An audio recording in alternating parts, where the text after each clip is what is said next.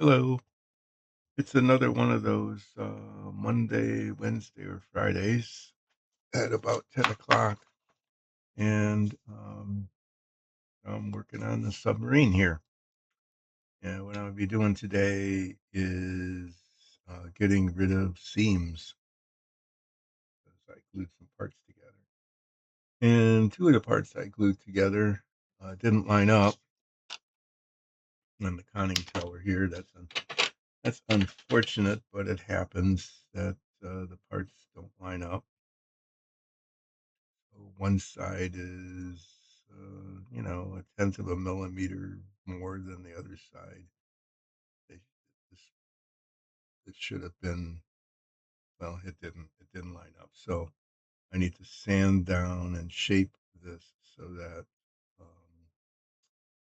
it looks like it's one solid piece. And I need to do that here and here and on the front. I might not need to do that much here. It depends on how these pieces cover. So at some point, I'm going to actually have to go to the box and find the two decks that go on here. See how much I need to manipulate these pieces. I was planning to paint this yesterday, but there's so much other stuff to do around the house. I didn't get to it, so this will get painted eventually. Eventually, meaning I don't know, sometime in the future, maybe the distant future. It could be a long time from now. Clamps.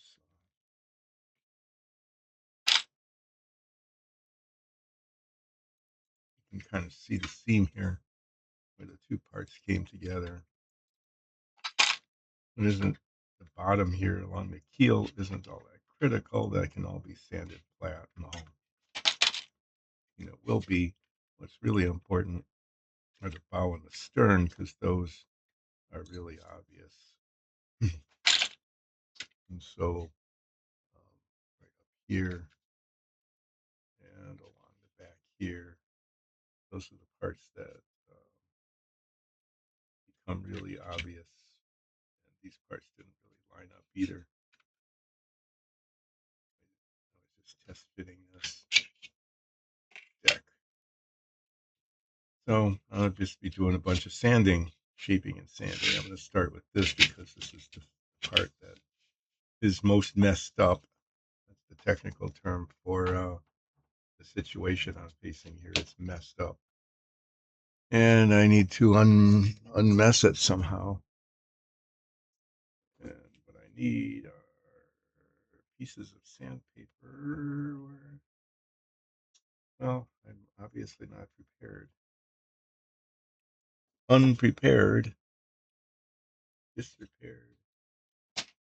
I'm in a state of disrepair. That's kind of sounds appropriate at the moment.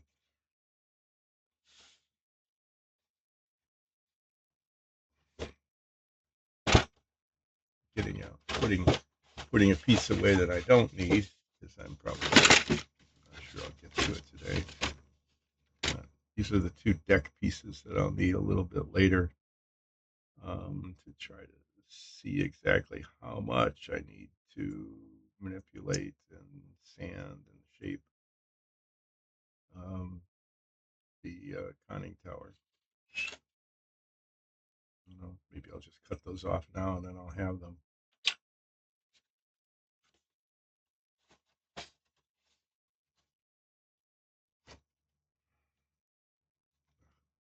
I have no place to put anything. I guess I do. There's a place. So I'm not going to shape these probably right now. I'm just getting them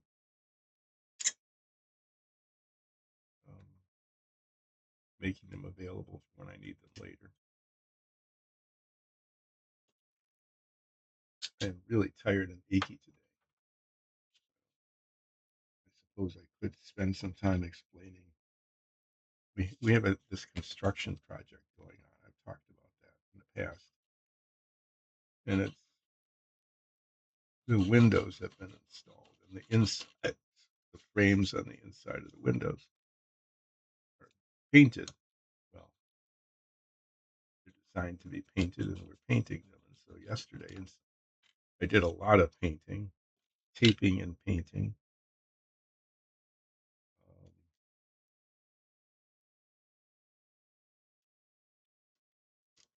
and then just a lot of other manual labor, which at my age takes its toll pretty quickly. Let's just say that I am tired and achy today. Lots of things hurt.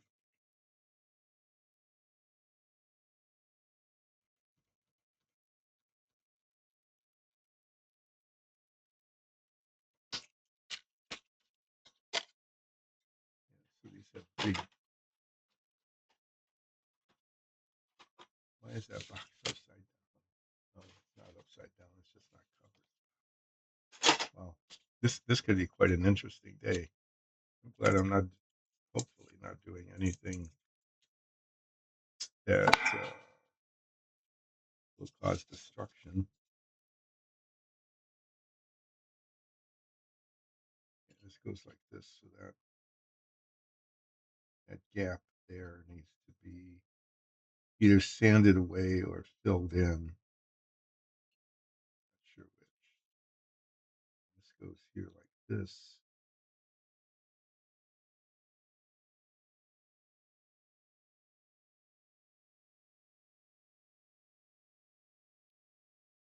Two pins on the bottom there are supposed to be alignment pins, I guess.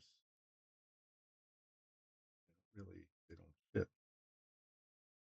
That's another reason to sand all that down. Oh, there it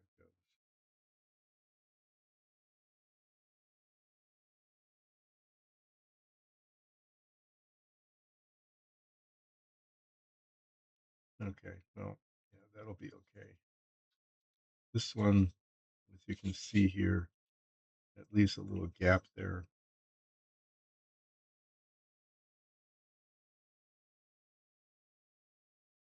I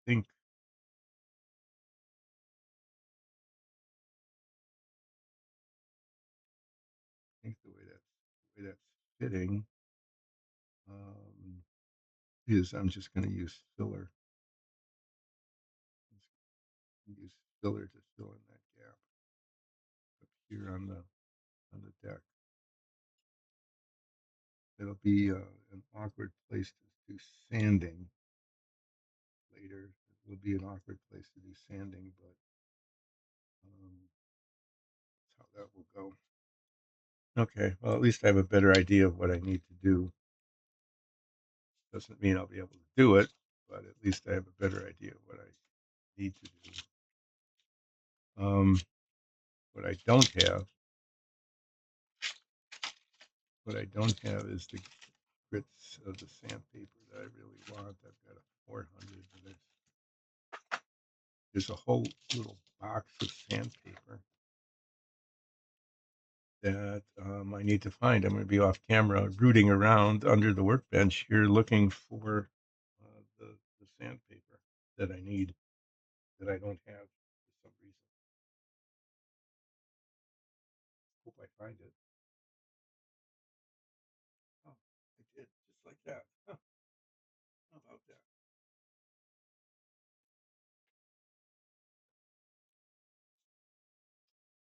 There are many different grits of paper in here. 2,000, 3,000. I need really fine paper. But I use something like in the 600 range. There's a lot of 150s that I don't need, 220s that I don't need, and 320s that I don't need.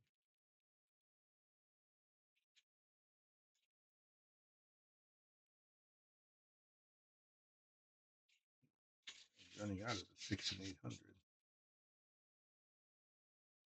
I have to just order that. I get a lot of 800.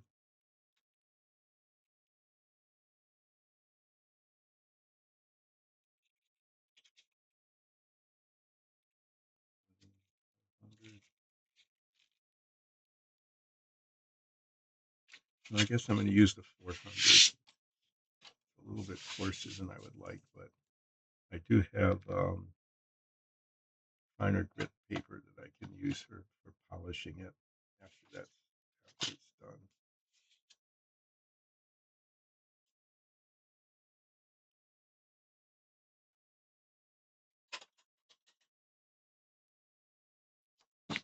What I'm dealing with here is that these parts didn't line up, and so there's a really nasty ridge across the front. And the 400 grit will leave scratches, but I'll just end up having to polish it.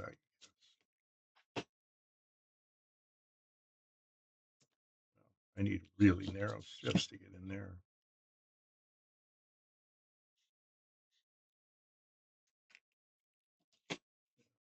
This is going to be tedious, so I will promise.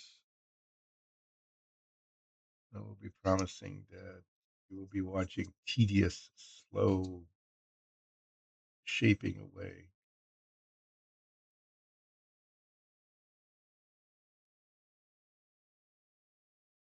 Tedious, slow shaping away of the thing here.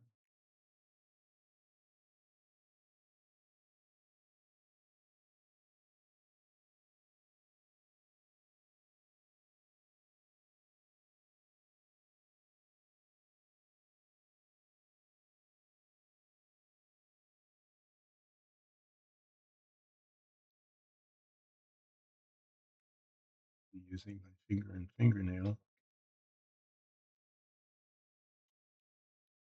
to test to see if I'm getting it done.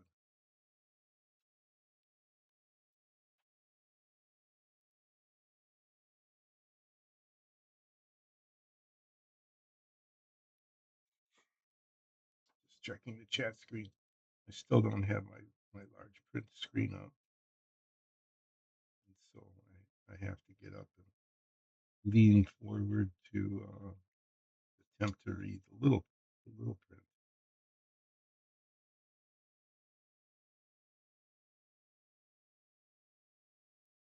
Okay, you can see the line. You see the white line there. Yeah, that has to go away.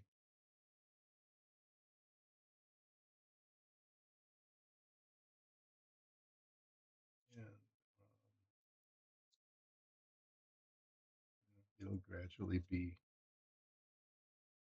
eliminated, and then there'll be the whole thing will be kind of a lighter gray color than the rest of it.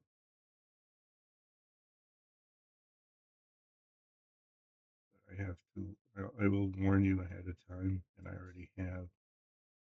This will take a while to do because the discontinuity there is quite significant. Like just the alignment pins didn't align. I'll just say that they just didn't align, and as a result, they're unaligned.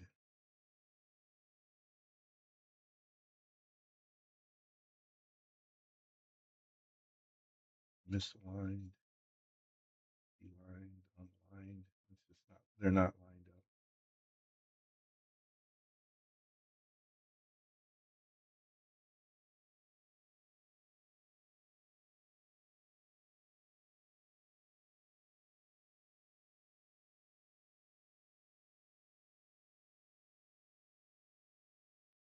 Probably could use the file on this. It would go a lot faster. But then the scratch marks would be even more serious.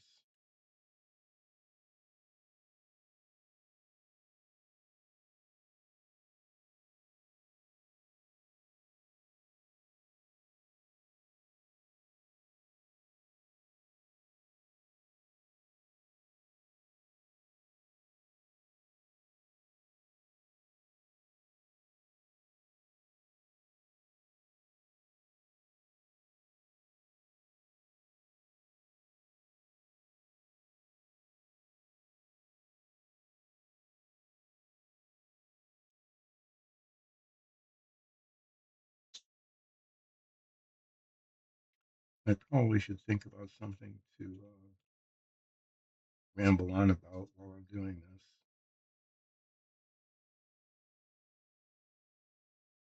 been saying that on the stream for quite a while now. I probably should think of something to ramble on about or talk about or just mutter on about or something while I'm doing this tedious sanding and shaping stuff. And no matter how many times I say that I should, I don't. Not not coming up with things to talk about. I've used over the span of the stream, which is going on for years now. I hate to think of that, but it has been. It's been years. I've used up all my material. Not that there really was much material to begin with, or that it was very good or anything like that. But yeah, now I'm reduced to muttering on about how I don't have anything to mutter on about. It's kind of weird, but true is the situation. So you can see where I have, yeah, where I've been successful in sanding it away. A little the line that marks the seam also seems to disappear, which is a good thing. It's a very good thing to have happen. Um,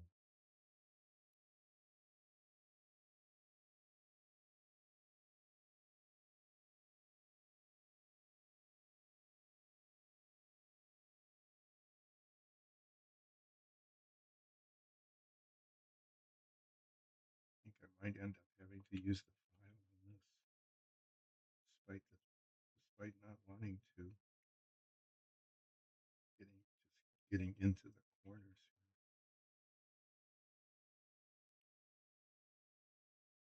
File would be a lot faster, and maybe the scratches wouldn't show very much. Maybe, or maybe I'll just plug away at it with the sandpaper and mutter on about not having anything to mutter about that. Should we just do that together? Mutter on about not having anything to mutter about.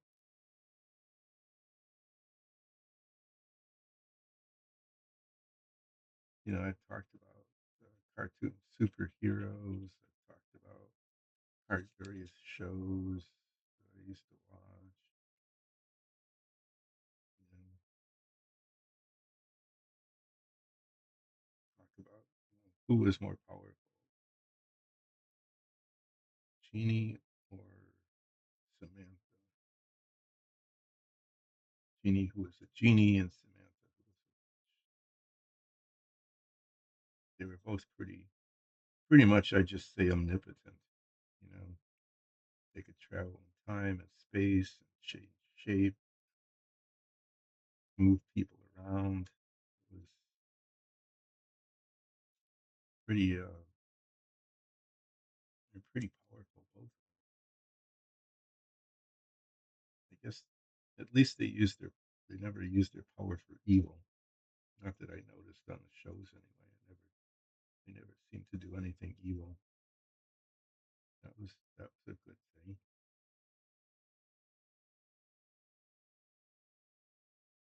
Mm, this is just turning into one of those, if you keep at it long enough, it eventually gets done kind of situations.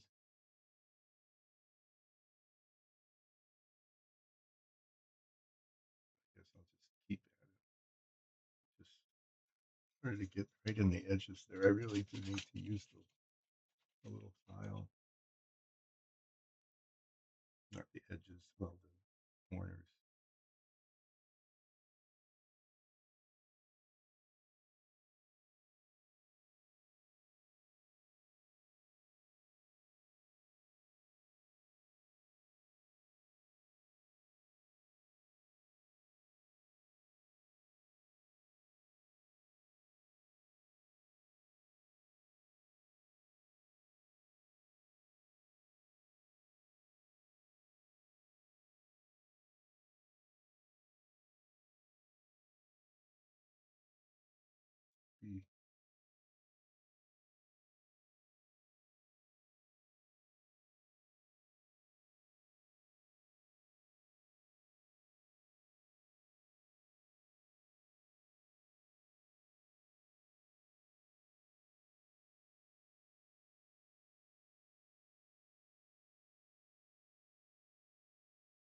Well, there, just I stopped muttering about not having anything to mutter about. Dead silence. Can't even hear the scraping of the file.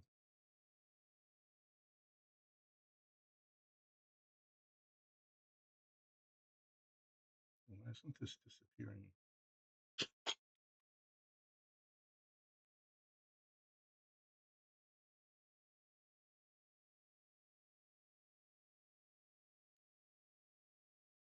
It looks kind of dusty and dirty, but that's kind of the point. But yeah, it's even now, and the seam has disappeared. So that's a good result, at least so far.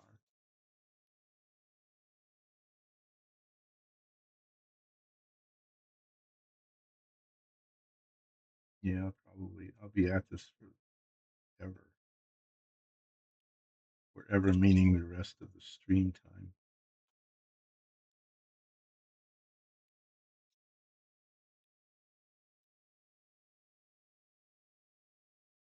Those of you who build models, you would have known better than to do what I did, which is to misalign your parts. I read this in a. I've said this so many times over and over again, so I'm just repeating myself. But that's okay. I'm old, and what do old people do? They just keep repeating themselves. They in the most classic sense, being old, you repeat yourself and don't realize that you're repeating yourself. Like, you told that story 700 times already. No, I never told that story. It's always a story, repeating stories. I don't, I don't have many stories, and I don't think I repeated any or not. If I did repeat them, I knew I was repeating them. So it wasn't like classic old person thing where you end up repeating things without knowing that you already said it.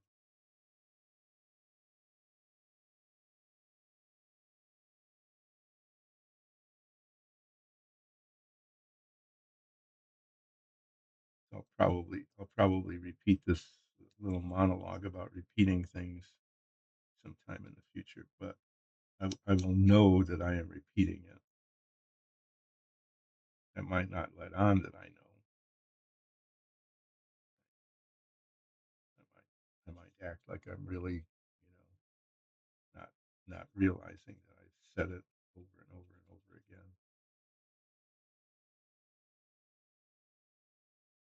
But I will know that I'm doing that. I hope. I hope I realize that that's what I'm doing, is that I'm just repeating something. Guess won't be sure until actually the event happens. That's something to not look forward to.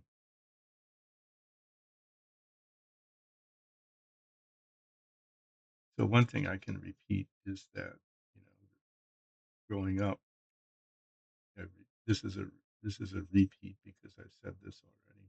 It's a thing I've already done. Is talking about rerun season. Okay, so that I'm not sure. I don't watch much regular TV more anymore, so I don't know. I really don't know if there are regular seasons.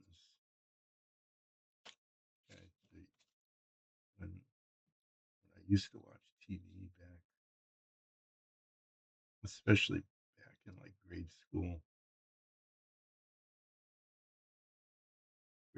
being elementary school, case one through eight, grades 1 through 8, or grade school here in the states, they might, or elementary school sometimes it's called. I don't know what, there's sort of an international audience, so I don't know what everybody else calls it. But grades 1 through 8 elementary school or grade school. It makes sense to call it grade school because they're grades 1 through 8, right? Although high school, which are grades 9 through 12, also are grades. I don't know why those aren't called grades. Grade school. Well, that's a mystery. And this is a thing I haven't repeated yet. I haven't talked about that. Why are in the states? Why are 1 through 8 grade school, but then 9 through 12 are not grade school? They're high school.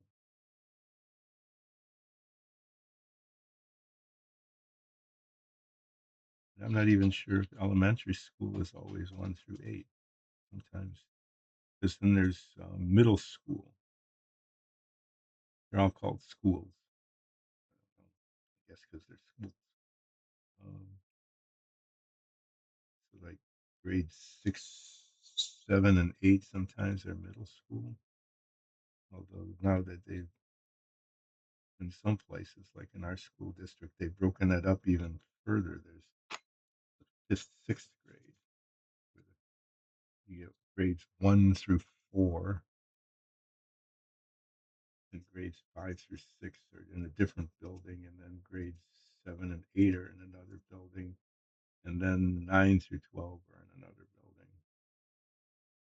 It's assuming that there's enough students around to have buildings for all of those separate levels of grades.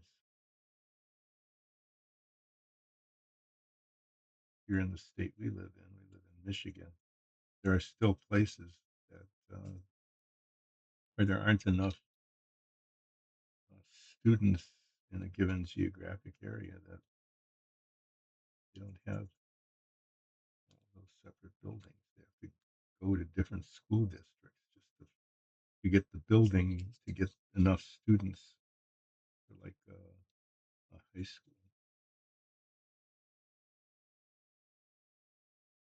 I guess to be for the building to be efficient. I guess.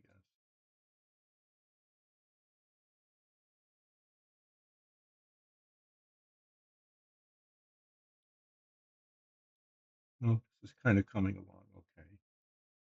Seam disappears. It's it's pretty scratched up, so I'm going to have to do a fair amount of polish sanding on this whole thing to get the texture kind of the same on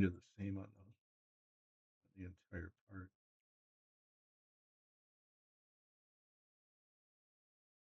But it's not becoming an impossibility. At least I'm beginning to see that it's possible. The screw is attached up here. Actually, use the file and then the sandpaper, and then later the polishing sandpaper because there's just a lot of excess plastic.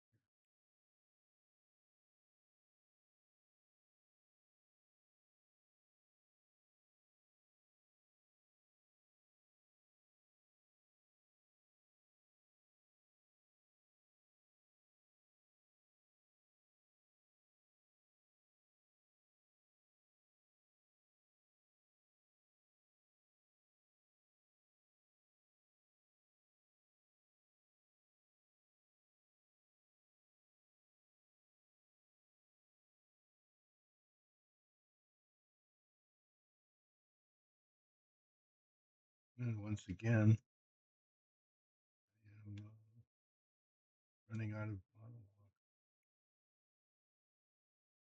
and that rambling on about different grades and what they're called and how they're all separated and things like that didn't last very long.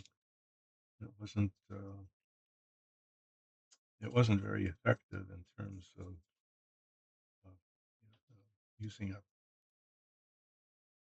you know having sound going on.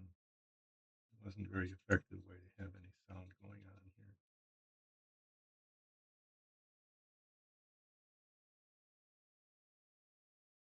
No, there's still a pretty obvious seam there where the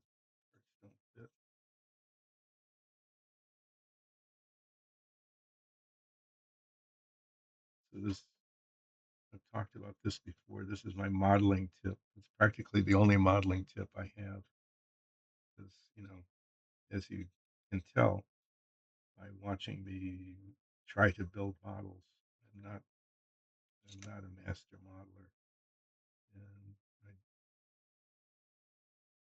and I don't have just a whole lot of secrets and tips and skill sharing and all of that kind of stuff. I just don't have that.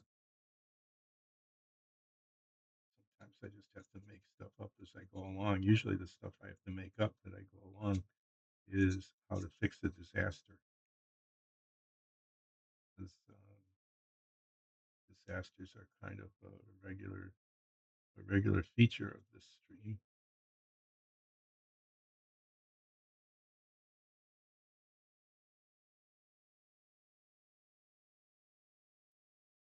But one tip that I got from reading a book about how to make models was don't use the alignment pins because they don't usually align like these didn't.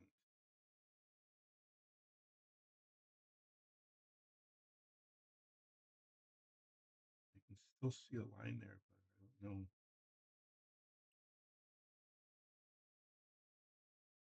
The rest of these kind of disappeared. This one should have disappeared.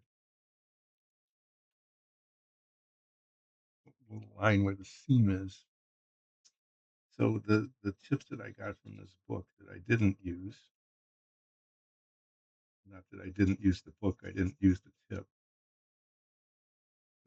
The recommendation of the book was don't use the alignment pins because they're not going to align. And what they suggested was just sanding them off and sanding the two halves of the things, sand them flat, and then align them by looking at them. I don't know if that's going to show when it's painted or not. I don't feel a gap there. I don't have anything to fill. This is a thing that needs to be filled in.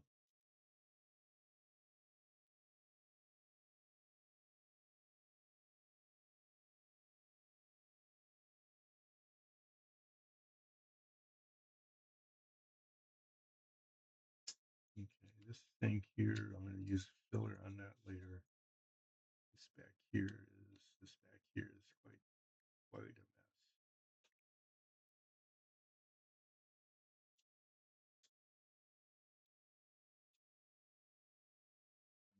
This definitely needs to be evened out just like the front did.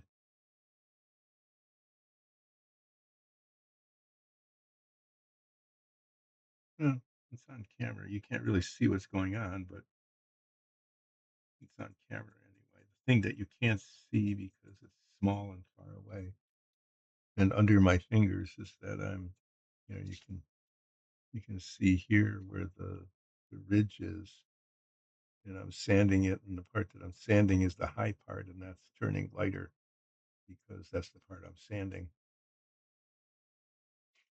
This is one of those things where I might actually be better off using a file for a bit and then the sandpaper because there's a lot to remove.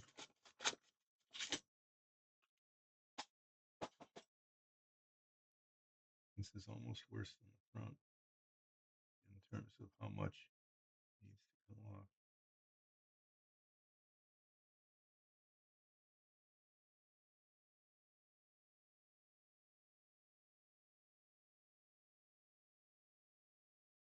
This is a circular one.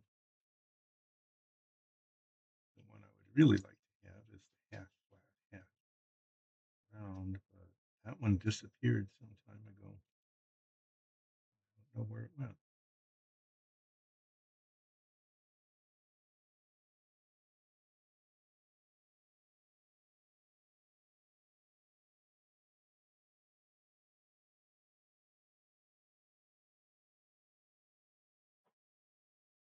But this is concave curved surface.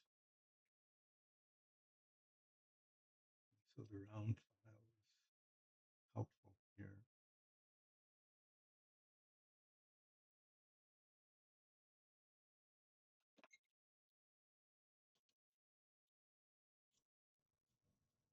Fresh sandpaper.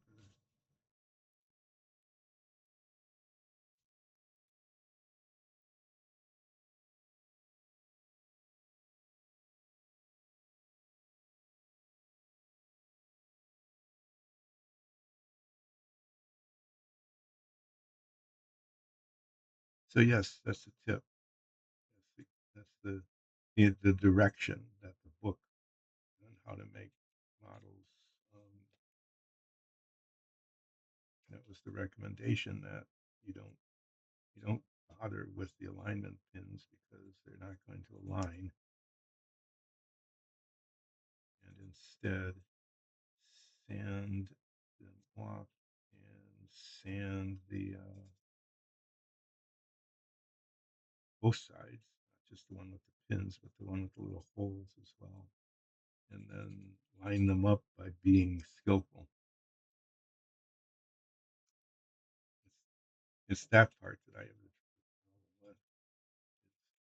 Okay, I can sand the sides that need to match up, but it's aligning them with skill, being skillful in the alignment.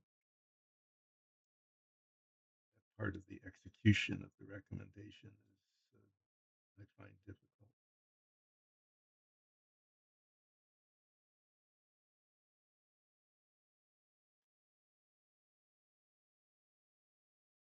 So these places where I'm sanding now have a much rougher texture than the rest, and so I'm gonna get like 1,000 grit sandpaper and rub most of the surfaces, the ones that are kind of adjacent, so that they have a similar texture, so that when they're painted, it looks uniform, more or less uniform. Let's see how this fits now.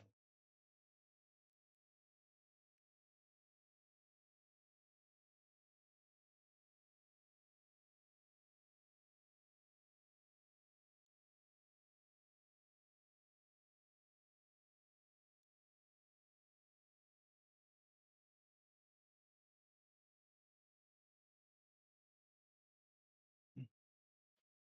Yeah, so the alignment pin still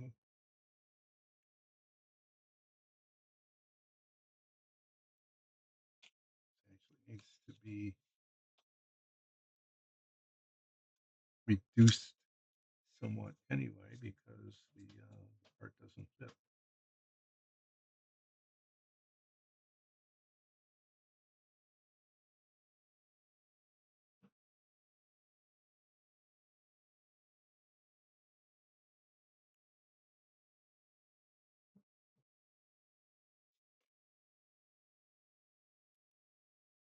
Well, what I was going to be saying, and this is a repeat, as I've said, I've done this bit of the monologue before, so I know that it's a repeat because I've done it before, and I remember that, so I can tell you that I'm repeating something. Okay, and this is a monologue about repeats. So what I was saying is I don't watch TV that much anymore, so I don't know if seasons are the same as they used to be. But television shows would usually run for a season of like 8 to 12 episodes. They'd be weekly. A lot of shows were every week. So they'd run for 12 weeks, like 3 months, and then the season would end. That is, all the episodes that were prepared had been aired, and then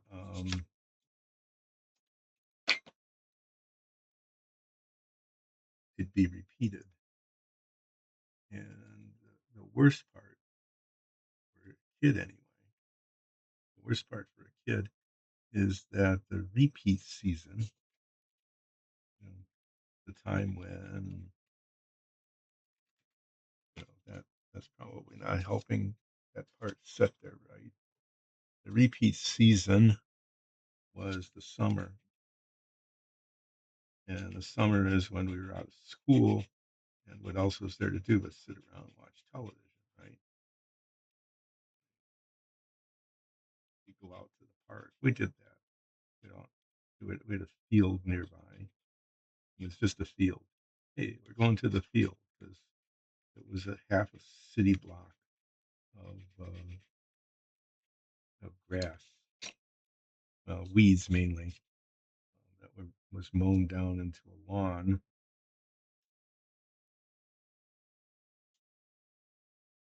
It was just mown, so it was short. And there's some, see these little pins back here? These pins are supposed to go in here, and then that part is supposed to fit here, but it doesn't fit. Um,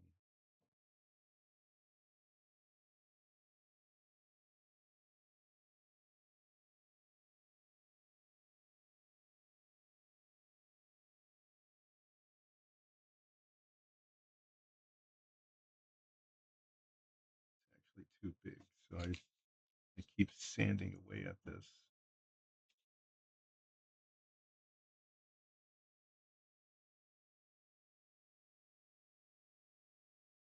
It gets smaller, especially here, right on the end of it, the middle of it.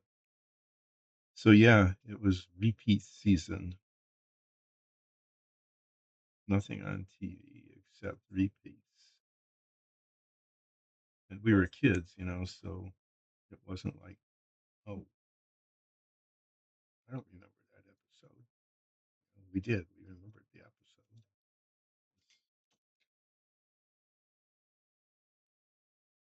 We could remember things as kids. So repeat season was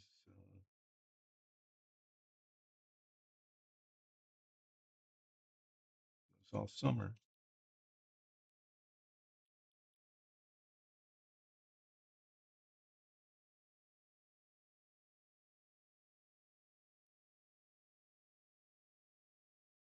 You can only watch the same episode of I Dream of Jeannie so many times before you're tired of it. Gilligan's Island or anything else really. Just repeats over and over and over. That's what repeats means.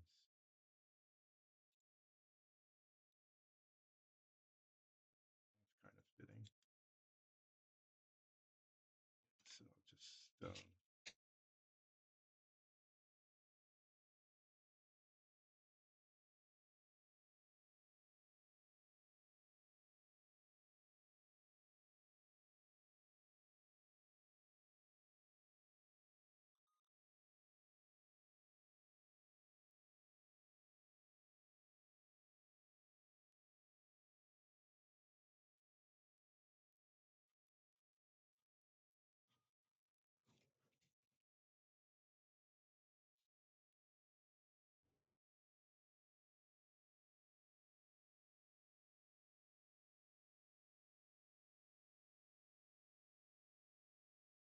mm-hmm.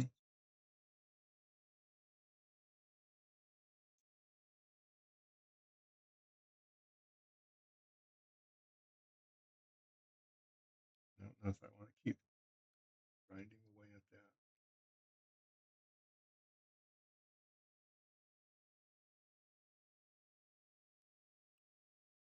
I want this to fit so that so it fits, right?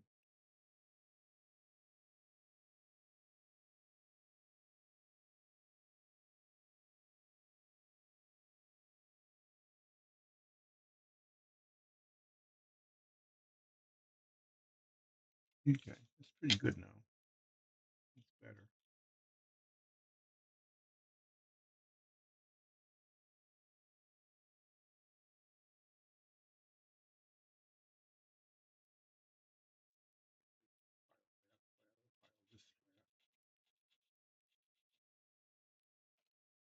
and eventually it'll go on.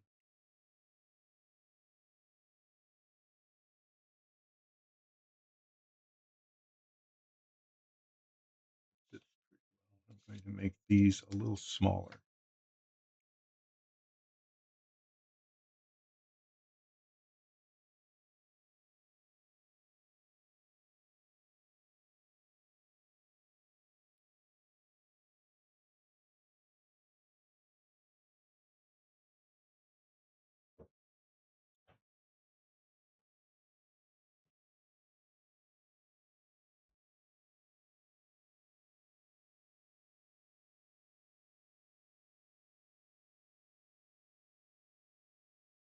Okay, so if it squeezes down, if there's cement in there and it gets squeezed,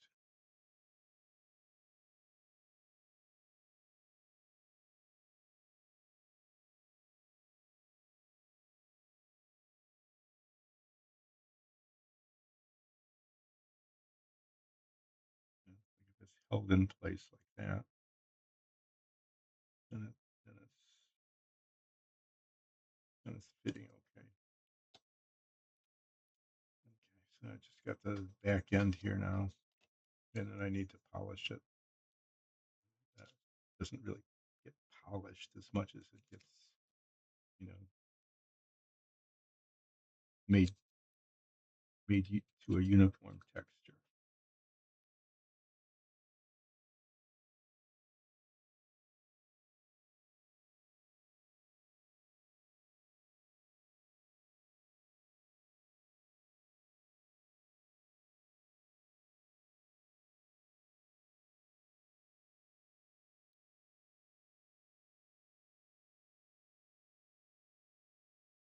Yeah, well, it wasn't much of a thing, was it? Talking about repeats, even though it was a repeat. Talking about repeat season was a repeat.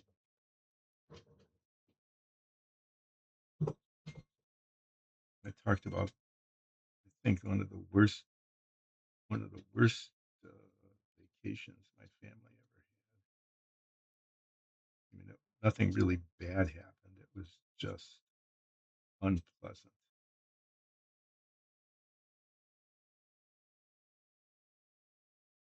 So there was, my father had, it was always the first week or two of August.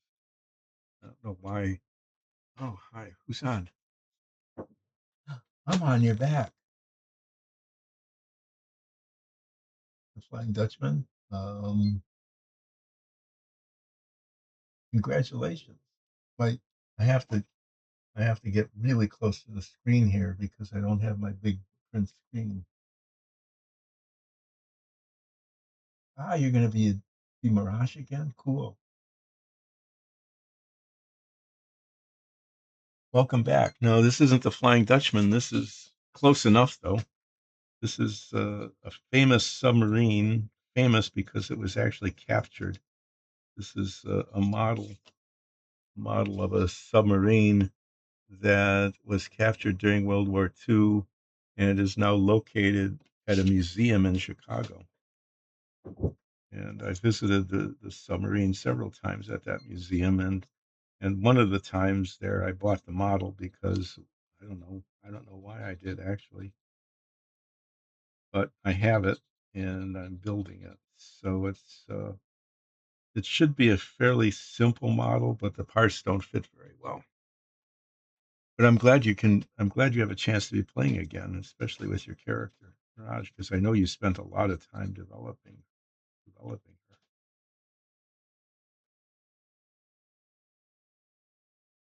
So what I'm doing here is the parts didn't match up when they got cemented together. So I'm sanding down the ridges that were formed and trying to get rid of the seams that I don't want to show, trying to get the parts to fit.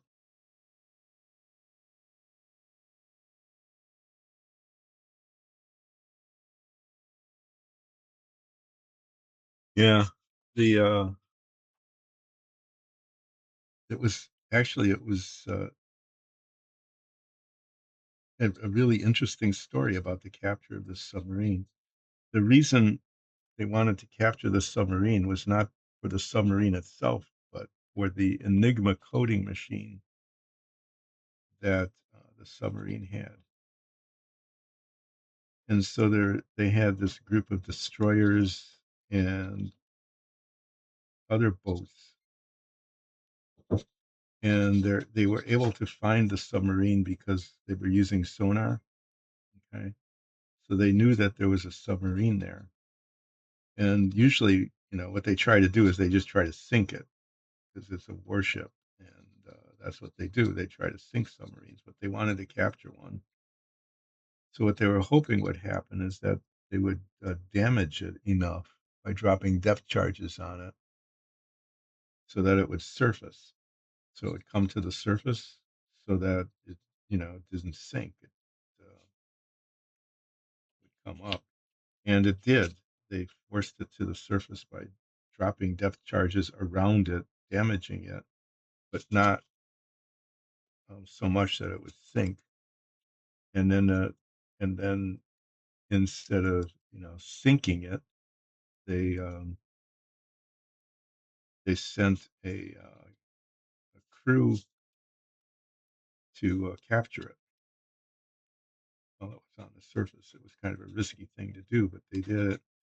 And the Germans, they wanted they didn't want the submarine captured, so they tried to scuttle it. That is, intentionally sink it by letting water in through some openings. And the people who were capturing the submarine were able to find the openings and shut them off. And the ship was half sunk. It was, not happy. It was mostly sinking, but they were able to bring it around and capture it.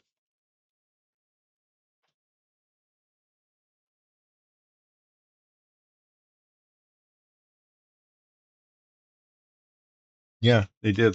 That's exactly what they did. Is they bullied it by dropping depth charges around it until it sort of sprung a leak, kind of a little bit of a leak, and then they forced it to the surface. And then when it came to the surface, they boarded it. All of the crew got out of the submarine except one person. One person perished, probably just inside the submarine by having something fall on them. And then they towed the submarine back. They attached a rope to it, and we were eventually able to get the engines on the submarine running so that the pumps would work, and they got the water out of it. And they towed it back, and they recovered the secret Enigma coding machine, which is what they were really after.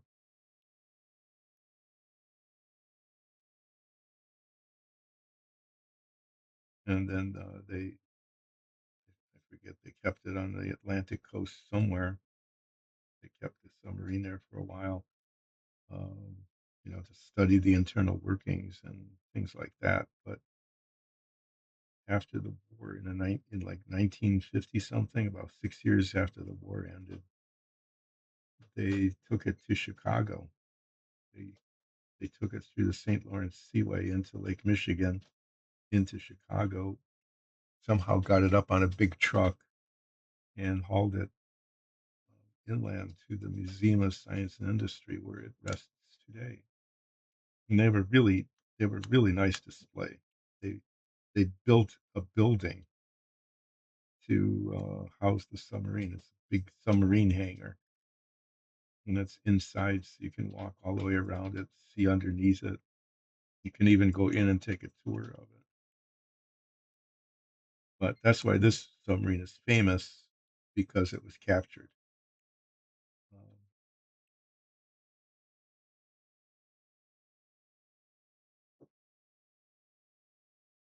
so when do you think you'll be able to play? That looks like you're going to be able to play uh, an episode, not an episode, but a campaign again.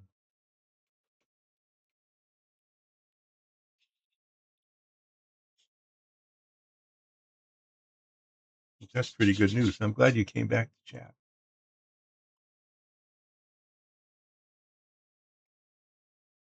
even though I can't really read it very well. Maybe if I put my glasses on. I can't. I can. I can't see far away without glasses. I'm nearsighted, so I take them off to do close-up work. Oh, yeah, that's not too bad.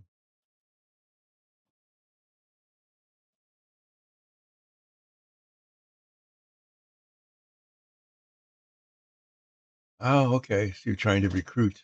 He's trying to recruit the rest of the group. Good luck finding the players that you need. But you've got a DM, so you're ready to get going. Stay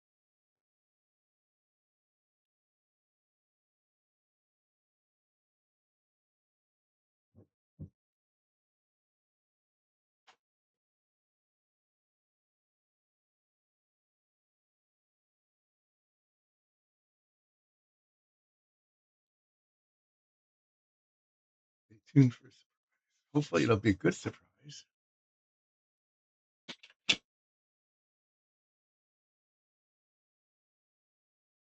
My glasses off now. I can't see close up.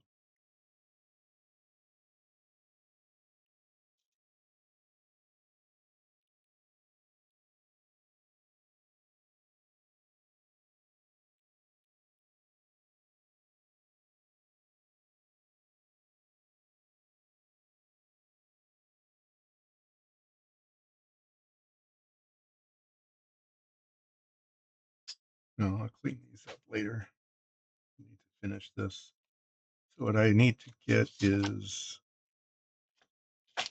I have this really fine grained sanding cloth. Why do such a mess in here?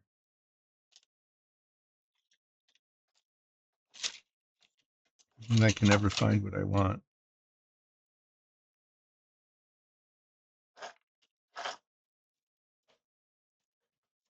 There it is.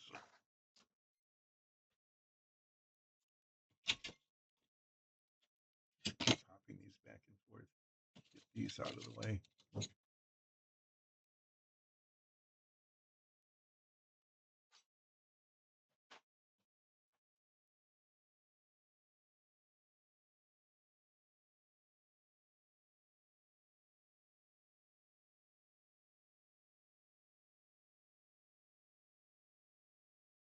Oh, okay.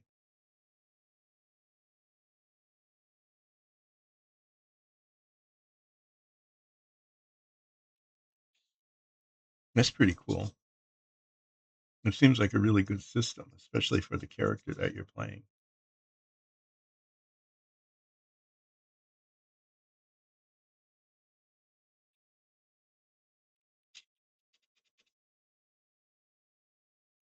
So this is really fine grained, like emery cloth. Um,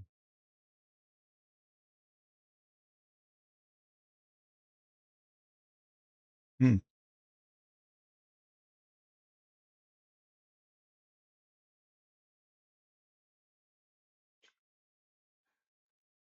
Dynamically, yeah, that's pretty cool.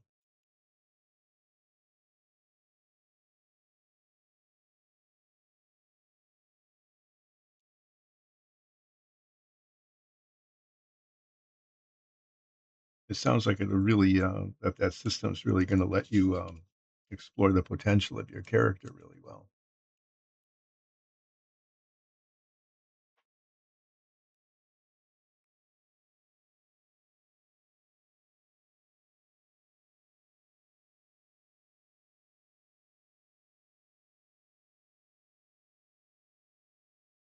Oh, either the old okay. Yeah, we're using when we play, we've been using the 2014 rules. We didn't well, we started our campaign before the 24 rules came out. And so when they came out, it was, well, we need to keep playing under the same rules. We don't want to change rules in the middle of the campaign.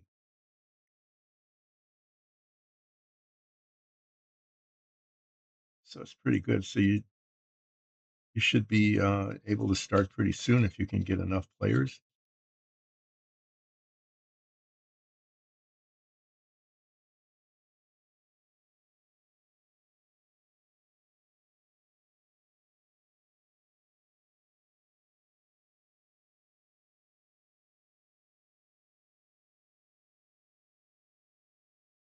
You say, why am I sanding the parts that didn't need sanding? And the answer is so that they have the same sort of texture when they're painted. Otherwise, there'll be spots that just have a different glossiness to them. That will look weird. So when I do this, there'll still be some spots, but they won't be as obvious. And I need to do this to get rid of all the scratch marks from the really coarse sandpaper that I was using to get rid of the seams.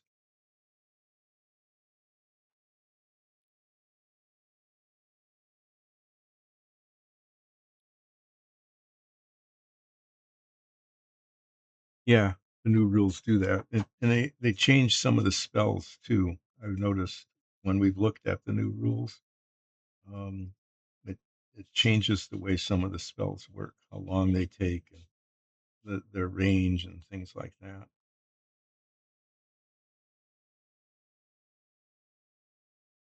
Like I said, we started our campaign under the old rules, the 2014 rules, and it just made sense to keep using those even after the new ones came out.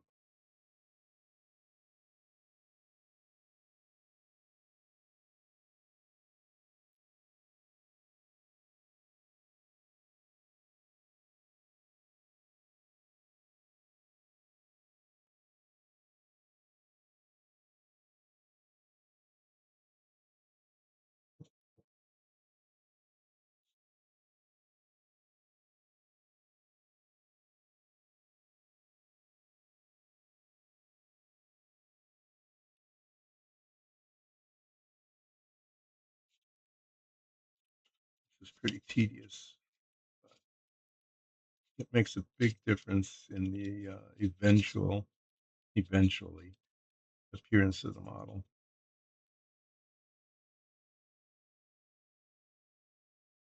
So I know I was away for a while, but I actually finished the car I was working on.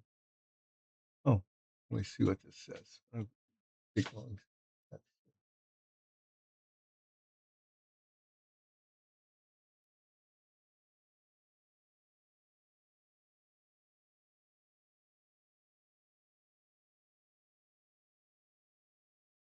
Oh, okay.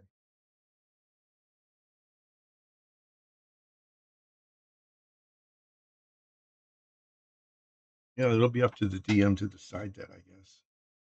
It's a good question, though.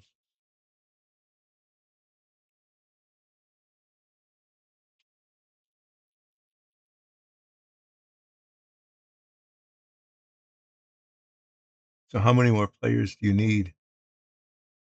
Um,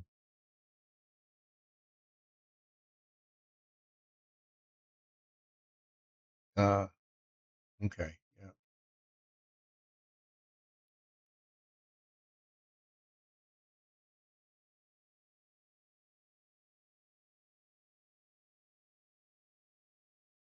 yeah. Generally, the more flexibility you have in the use of spells and weapons, the more interesting the game gets, as long as it doesn't become too overpowered. If something becomes too overpowered, then it's no fun. And it becomes real challenging for the DM to make it interesting. But otherwise, flexibility like that is a really good thing.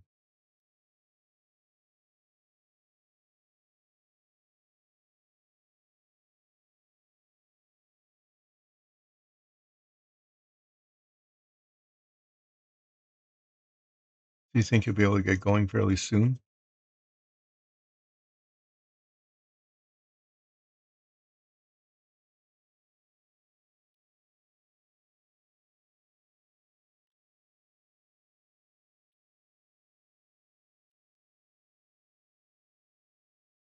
I'm glad you came on because until you came on in chat.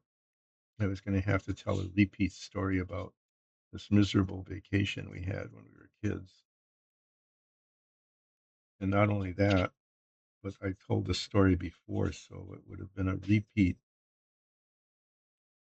of a story, mainly about repeat season. But I was talking about repeat season because that's when there weren't any new shows on TV, and during the summer when we were out of school and we were just sitting around watching TV, television. Um, had to watch the same shows over and over again. We've seen that show. Yeah, I know, but that's what's on. So if you don't want to watch television, go down to the park and play. Get some that, get some fresh air. It was kind of fresh air anyway.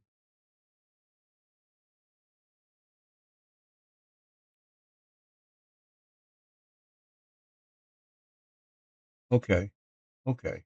Oh, you get some additional ones. Got it.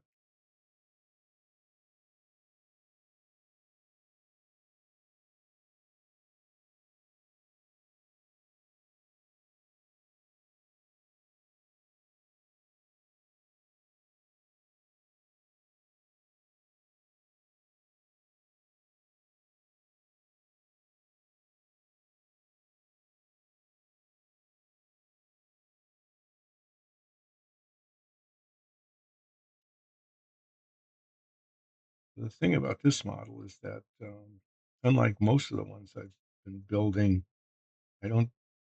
Most of it is not going to get painted until it's fully assembled. You know, and so I'm cementing together parts, actually using model cement, real model cement, because I'm putting the parts together um, as raw plastic, which is different than I have been with most of the others. And fortunately, I was able to get the hull together without sticking my finger in the cement. I was kind of surprised at that.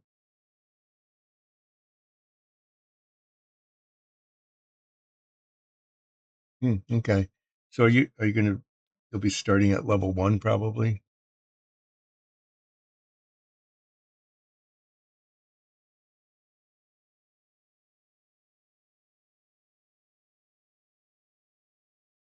Okay. So yeah, you might be in a situation where you're trying to mix rules from the 14 rule book and the 24 rule book. And the DM might say no because they want to stay consistent, right? You know, want to stay consistent within one rule set.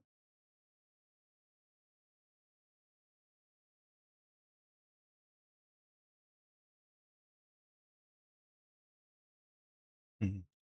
This doesn't look as good now as it did before, now that I'm polishing it.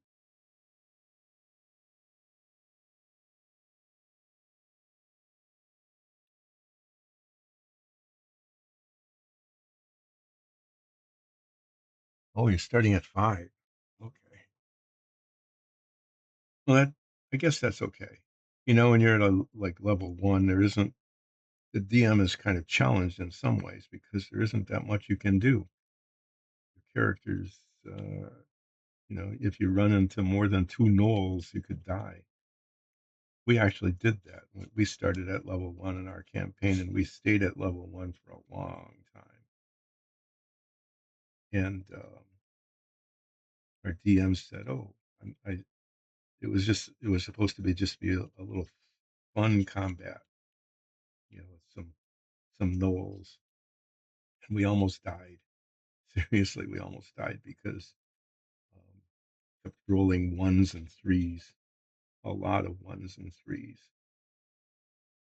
It almost became a joke that my die had only threes on it. It's the only number that it was because I rolled so many threes. So yeah, so, but when you're at level 5, the DM can introduce much more interesting kind of scenarios. And Yeah, as long as you're not overpowered with your spells.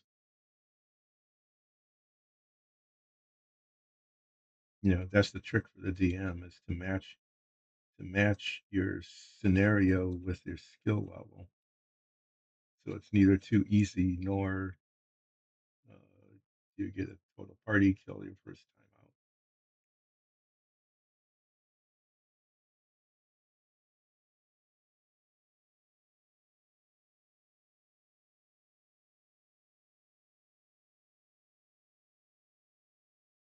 No, this is coming along kind of okay.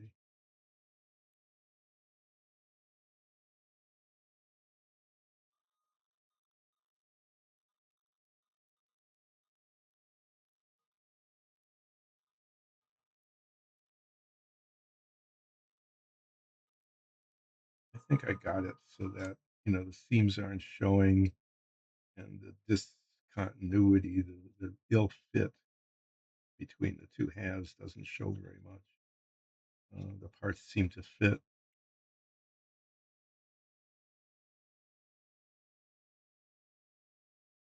It's, it's going to be okay, I think. I'll have to get up closer to see that in just a minute. I just need to finish this one little bit here, I think.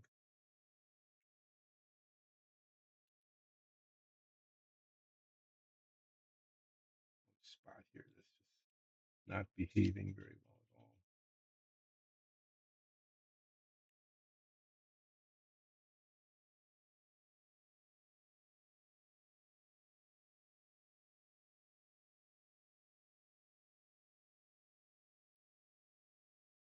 at all. Yeah. Oh, that came out nicely. Right up here at the top of the bridge where it shows pretty well. Pretty happy with that look.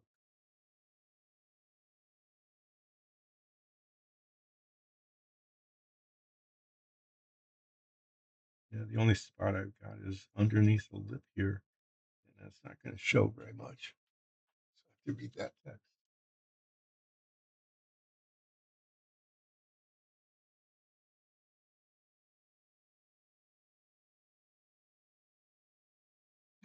Yeah, you've talked about Mirage being that way before, preferring not to, you know, being more helpful out of battle. But I know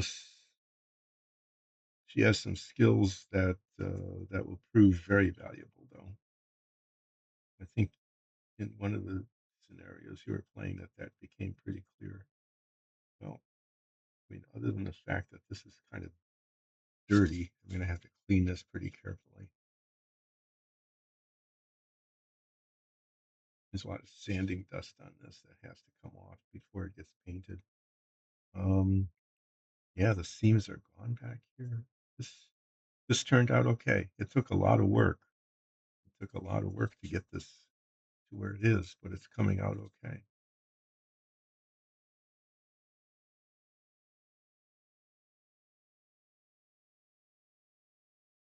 So now I hopefully can do that with the main hull.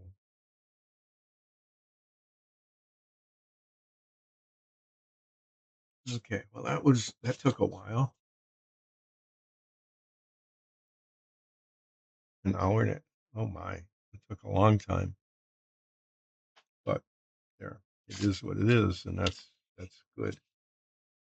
Now I got to do this whole. This is a long line. It looks like it's going to take forever, and it might, especially since some parts didn't line up here. Um, but I'm going to start with the parts that show on the top deck here, and then work my way down. I have to keep coming back and forth here to look at them.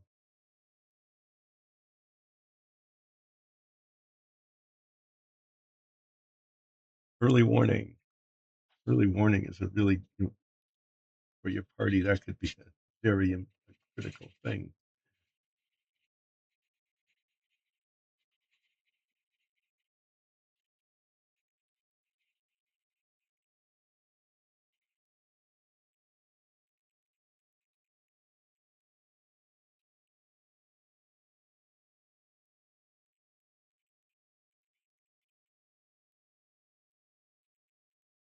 Yeah, these parts. With this hull, actually what happened with the hull here is that one half of it is actually thicker than the other half. And so the parts just, they don't come together.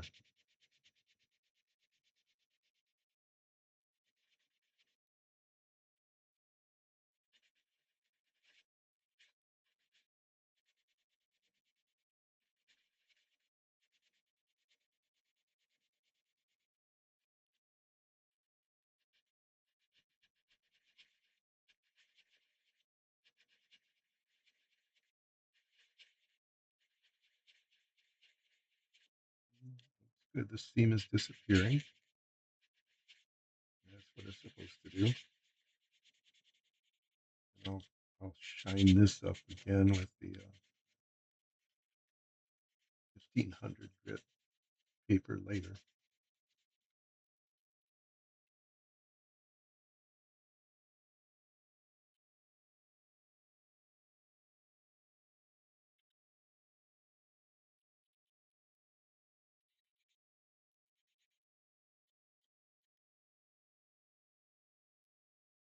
But it's a pain having to do this. But that's one thing I've learned, by doing models at all is getting the seams to disappear makes a big difference in the appearance of the model later.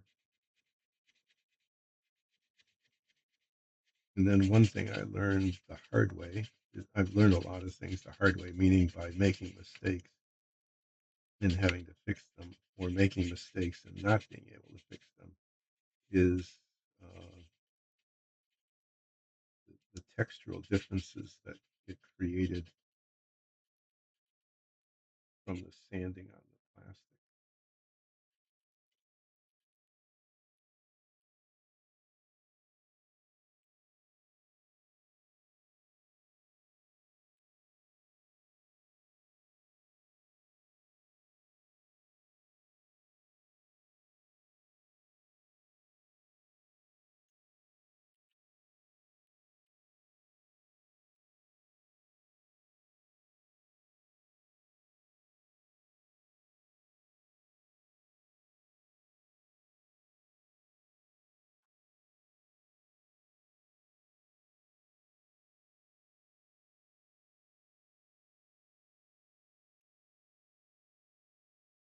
Yeah, these didn't line up. I thought they did, but they didn't. None of these parts have lined up right. It's just a lot of this to do in order to get them even.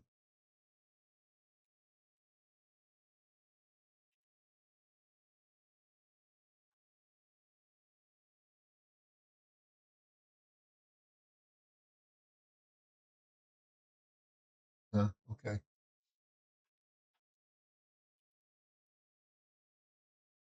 That takes a long time.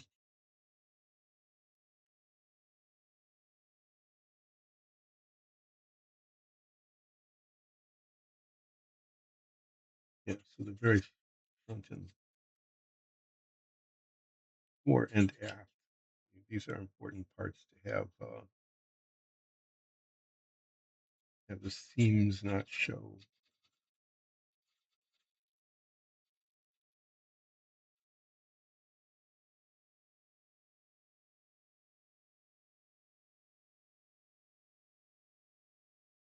It's pretty tempting to use the file on this, but that's where things can go wrong. 400 grit is probably, as aggressive as I want to be with the sanding. This is pretty good sandpaper, but the problem is that it fills. You can see how the plastic fills in, and then when it fills in like that, it does. It's not abrasive anymore. So end up using a lot of it because it doesn't last very long.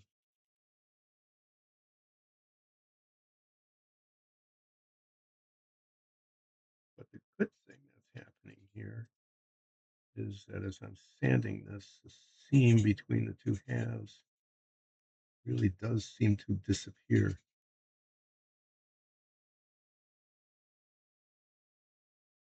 Which means that when I paint it, it will look like one solid piece and not like two. There's a little hole there. Oh yeah, there's a wire cutter that goes on the front. It's kind of like a saw. I just call it that. It's kind of like a saw that's mounted to the front of the submarine.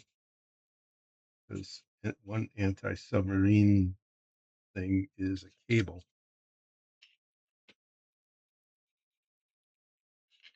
and this is designed to cut the cable so that it doesn't get stuck in it.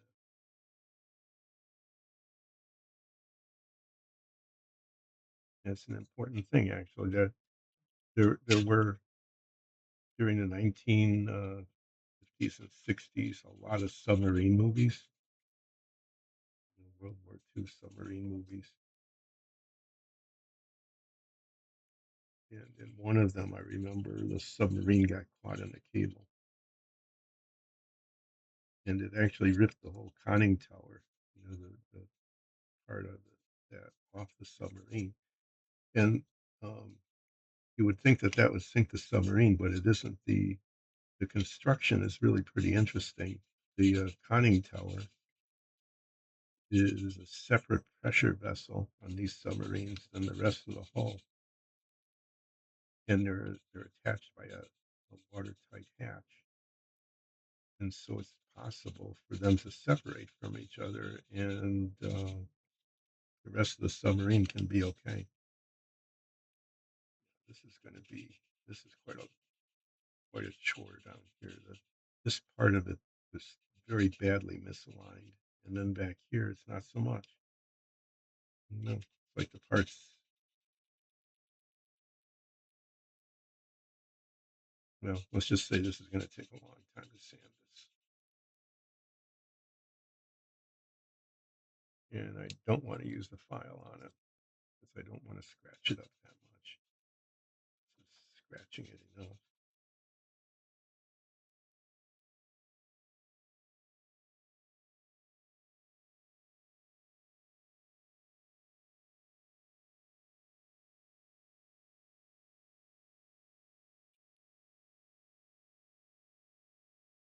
When I built the Renwell submarine, the one that's the cutaway, so you can see the inside, I was joking that it probably took me longer to build the model than it did to build the actual submarine.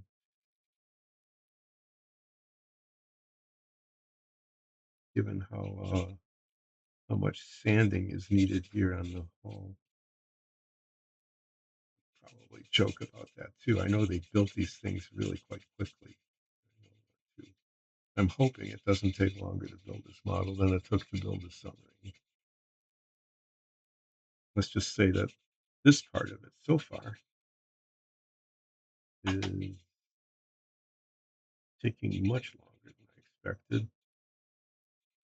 I thought there would be some sanding needed along the seam, but I didn't expect it to have been the result of a misalignment this serious.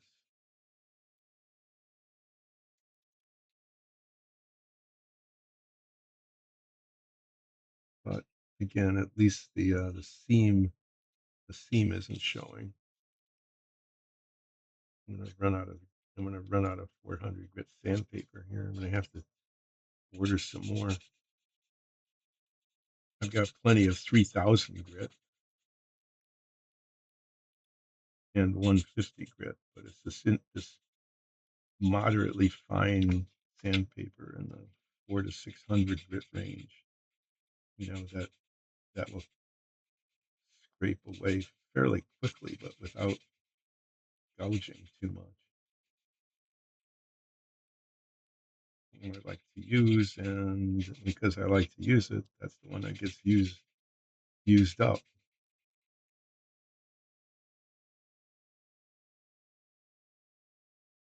Well, I've gotten an inch and a half of the hull done here. Coming along. But you can see the white line there.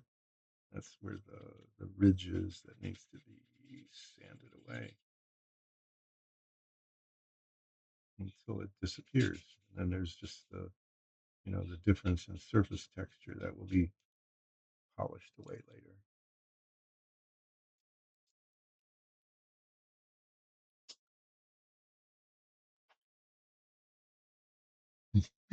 No, it won't sink anymore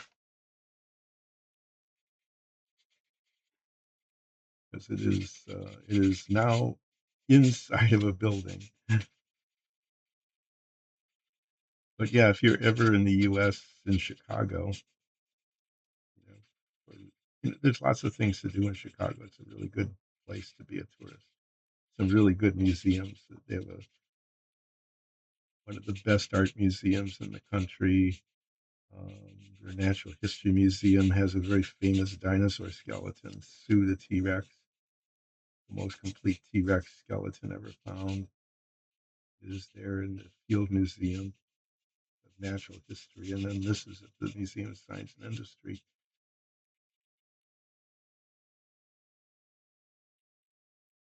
And it's worth going to see, you know. And they tell the story of its capture really well. They even have they had a, they were taking pictures of the capture. You know, why not? Why not take photos of everything? Um,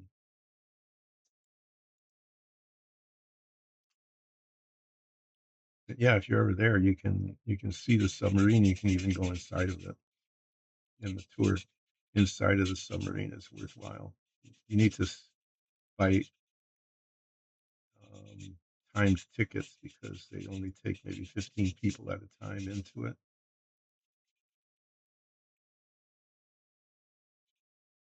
So you need to schedule your visit into the submarine. But it's worth seeing. It's uh, it's not a place where you'd want to spend like 4 months of your life underwater. I'll tell you that it's really claustrophobic.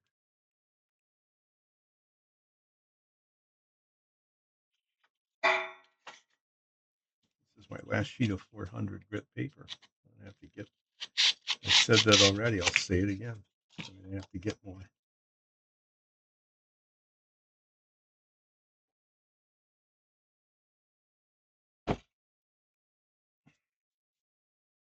So as this moves slowly along, very slowly,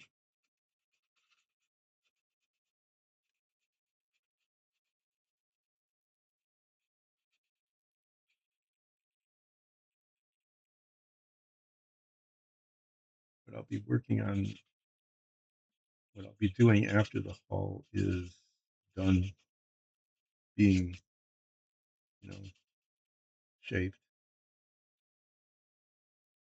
Hopefully there aren't any gaps in it that need to be filled. Um, Once this is done, then the decks go on. And then there's just a lot of little pieces that fit onto the deck.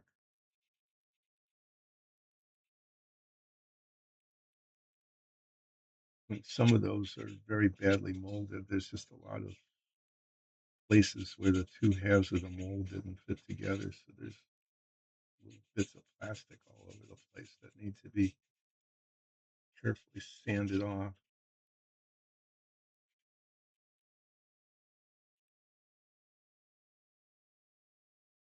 And move on to the keel. This bit at the back bottom of the submarine.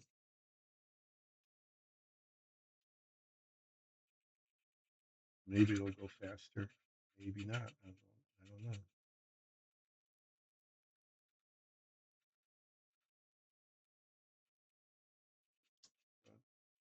I've got 3 inches done now.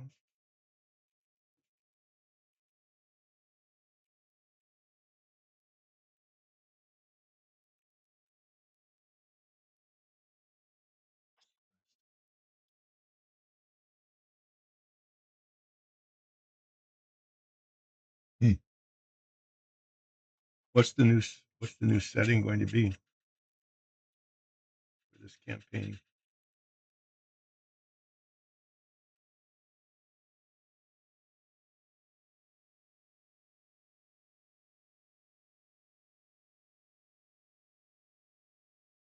Well, this bit is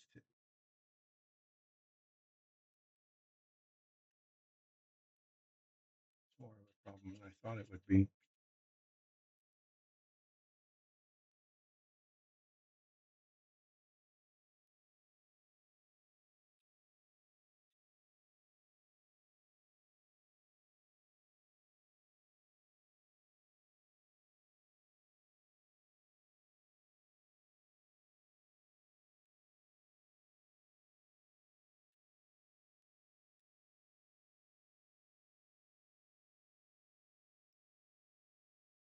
Oh yeah, so I was muttering on.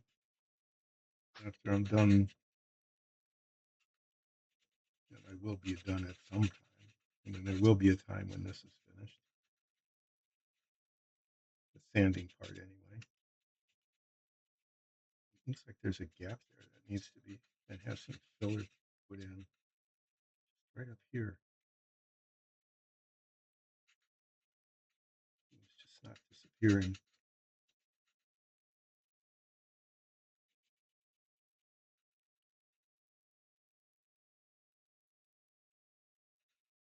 Maybe it will eventually. Yeah, it's going away. It's just a matter of being persistent.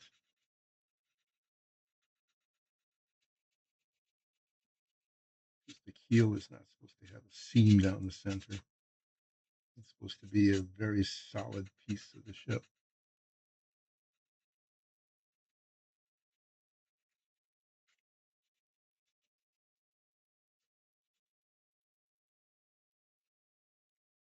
This is where someone who was a good modeler would say,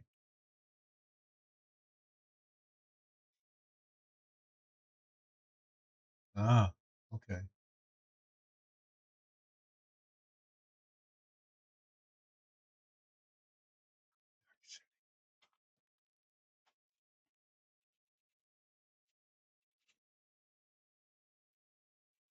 That sounds like it sounds pretty imaginative. I bet that's going to be a lot of fun.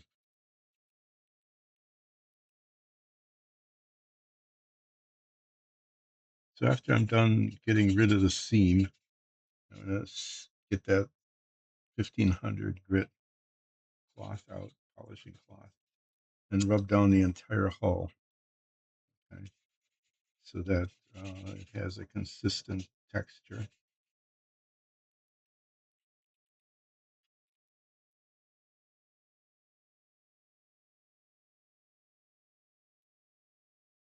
That will happen sometime in the future. This is taking much more work than I thought it would. The other part did too. I thought these lined up better than they did, but they didn't.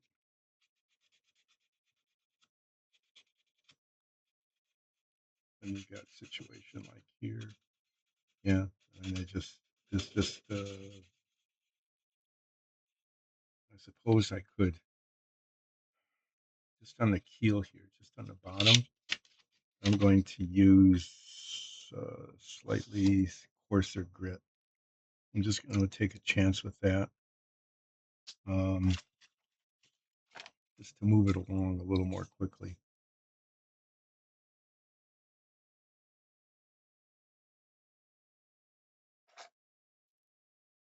It's just this ridge right down here.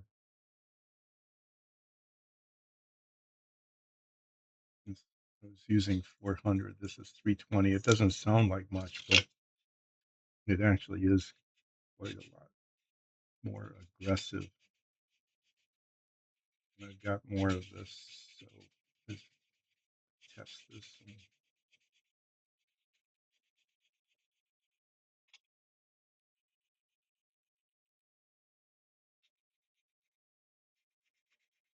get a sheet of this out and use it.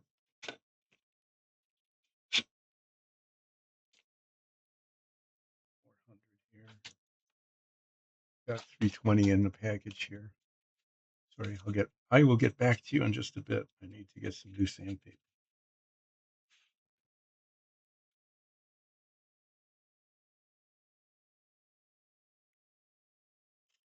220. It's way too.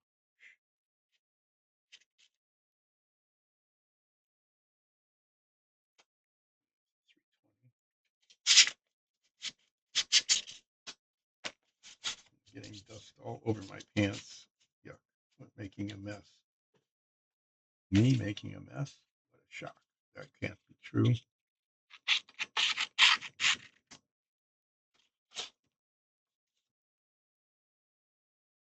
Well, this is one way to use up 3 hours of time is spending forever sanding the seam out of two of the parts that didn't match up when they were cemented together.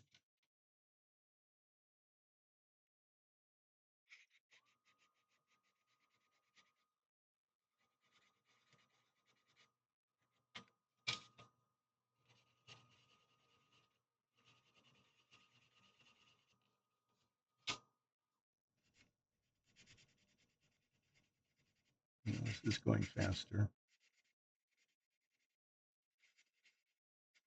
It's still a lot of abrading that needs to be done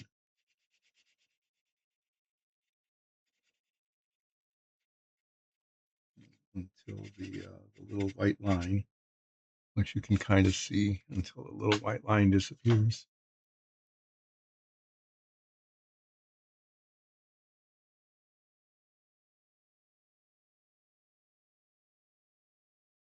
Oh, wow. That's going to be very important. That's at level 5. That's a pretty decent amount of healing.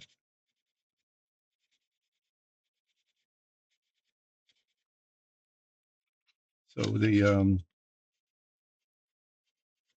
yeah, sometimes feats I found. I don't know, with the characters I developed, feats never turned out to be very useful, except for one.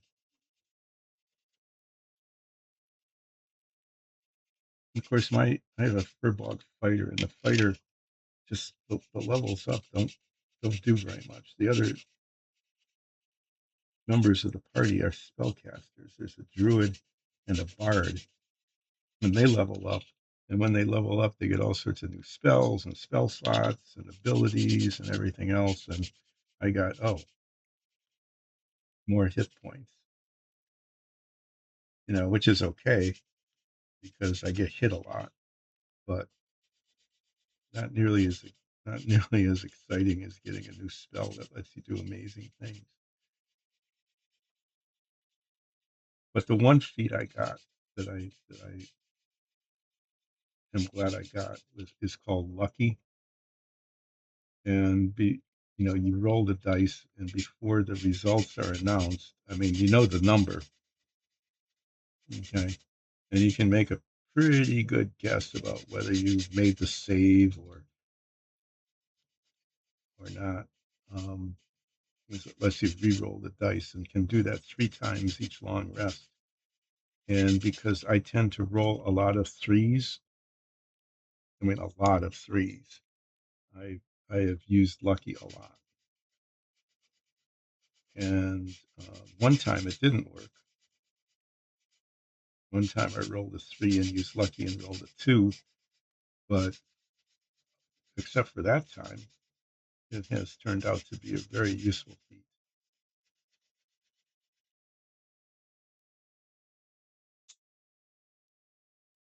Sometimes I roll a d20 and I'll get a nat 20, but it's almost always something that just doesn't matter. It's like, oh, can you open the door or not? So I roll a d20 and the door was unlocked. Yay.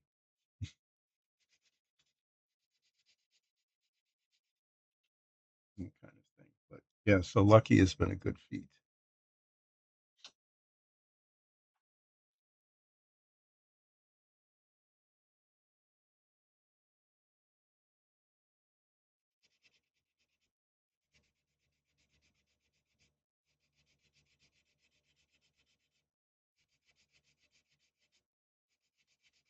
The dice are not my friends. but you have to have, the game has to have that element of randomness in it. Otherwise, it's not interesting. I don't know why randomness makes it interesting, but it really kind of does. Because then you can go, oh, wow, nat 20, whoa, critical hit, that kind of thing. Usually some other player in the group gets that. You go, yay for you. Or then you roll a nat 1 and go, oh, no, no, I'm dead again.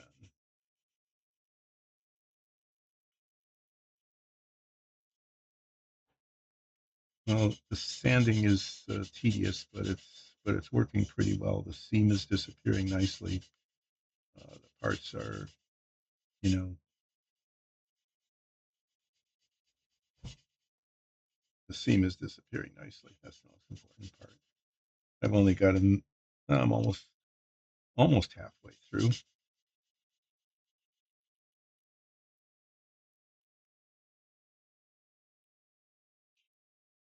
Using this slightly coarser sandpaper was a wise choice. At least here, oh, I scratched it by being not careful. That's another reason to polish the whole thing with 1500 grit sandpapers to get those flaws out that one does by being not careful. Just started to get a little impatient, and you know the keel is raised a quarter of an inch off the rest of the model, but I still managed to slip off of it because why not? Why not have a problem? Oh, good. Yeah, these are fragile here, and so yeah, I could break those. I don't want to break them.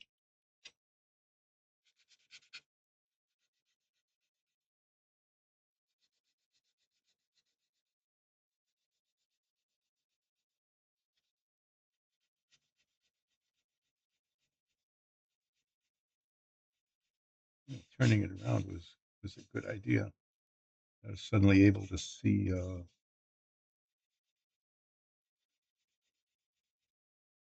bright spot, a discontinuity that I couldn't see from the other direction.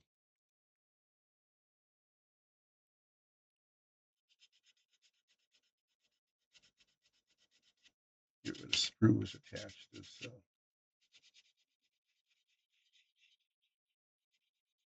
even more plastic that needs to come off there.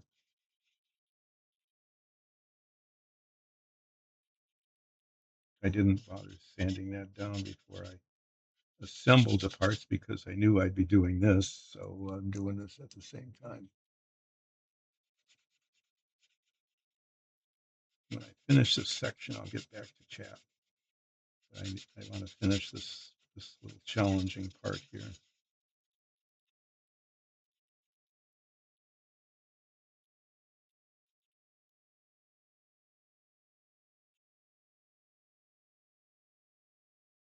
Like I said, the grit on this paper is really pretty good, but it fills up really fast with the sanding dust, and then it loses its abrasiveness, and so it's not efficient. Oh, I need to not squeeze it. I need to be careful to not squeeze it. Why not squeeze it? Because it will break the parts apart. I almost messed up. I heard tiny little cracking noises, which is a warning sign.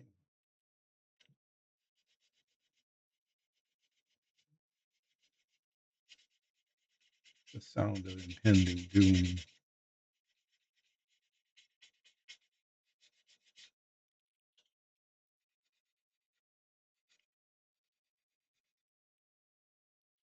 Yeah, let me check on chat, see what's happening here.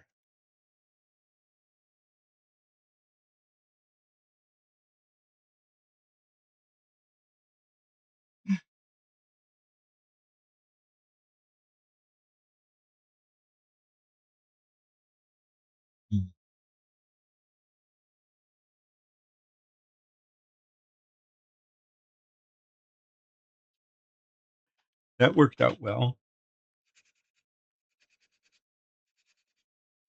Okay, that was a great encounter. It sounds like a fun encounter. It went well. Here, they're not as badly misaligned as the front of the ship, except for the spot here. This is another place where the screw is attached, making it more difficult to sand off. Yeah, it sounds like that encounter went like just the way it should.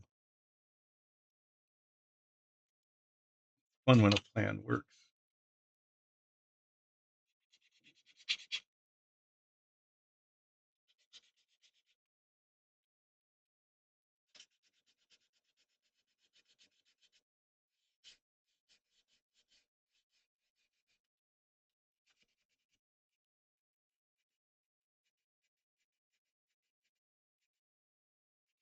This is the part when it starts getting to this end.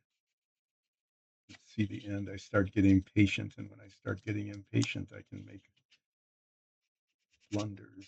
So I have to slow down a little bit, remind myself just to take my time.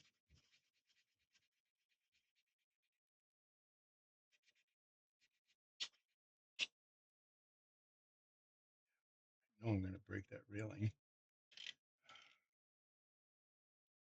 It's almost inevitable.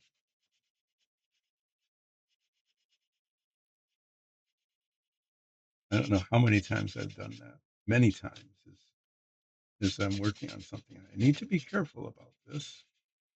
And then like 20 minutes later, I do the I do the not being careful thing that I said I needed to be careful about. It just keeps happening over and over and over.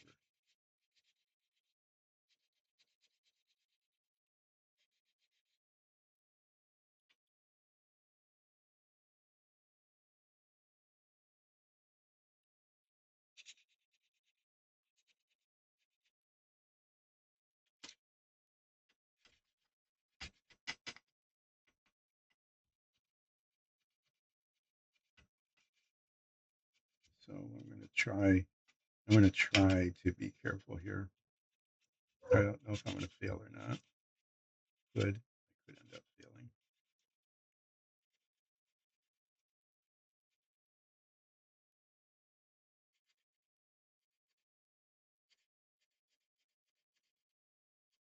I really need to get my large print chassis screen back. I have to bother a DM. It's probably a simple thing that I can do myself by just clicking on a button somewhere, a little icon on the screen. Just click this and it's back. Oh, okay. Why didn't I do that? I don't know. I didn't know.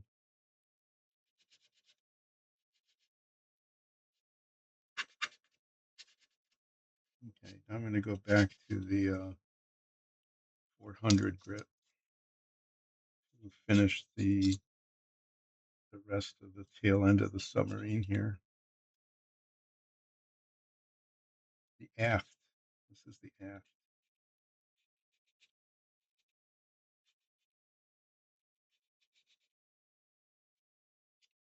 The aft seems to not be terribly misaligned compared to the rest of it.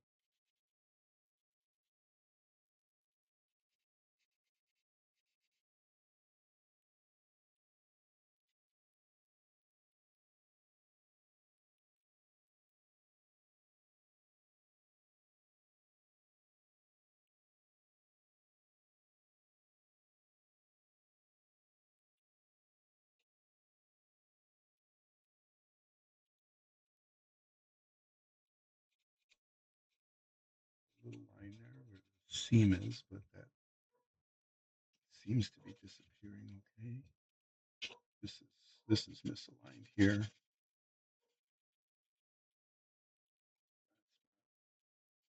You can see the white line there where they're not aligned.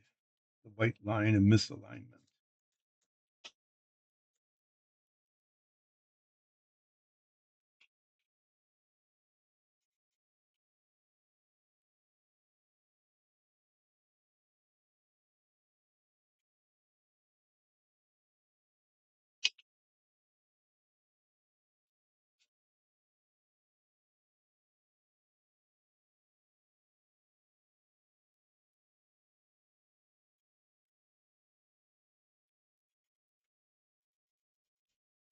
What have I done? I've taken 2 hours, 2 hours to do what looks like nothing.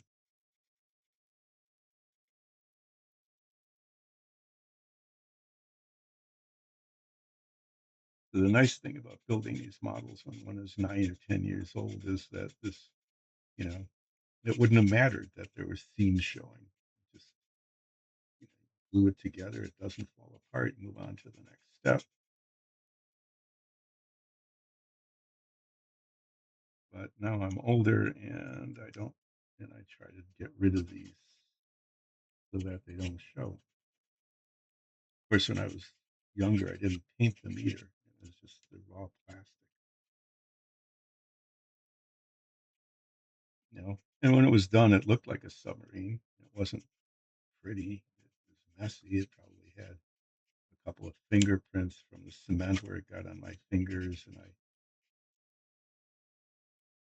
touched different parts and made a mess of it. But it was finished, and then I put it on the dresser. It would sit there for about 6 months, and then my mom would throw it away, and I'd move on to something else. And for some reason, I wouldn't miss it. I don't know why not.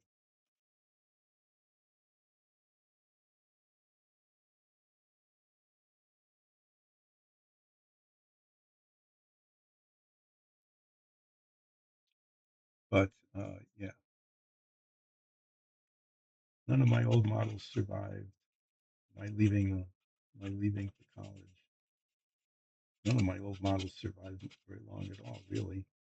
They all just sort of well, moved on to a new one, toss away the old one.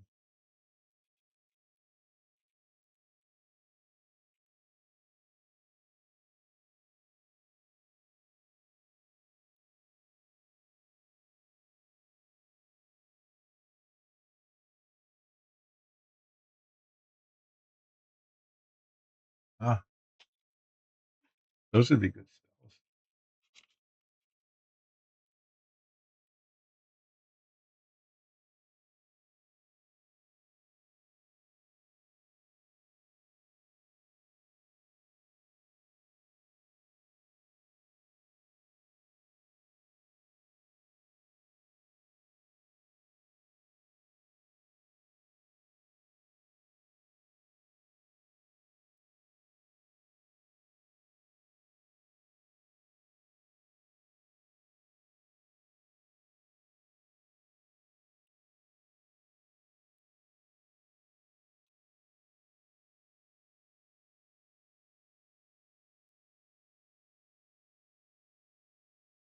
Well, one thing I'm pretty glad about is that um, it doesn't look like I have to fill in any seams, at least not on these parts.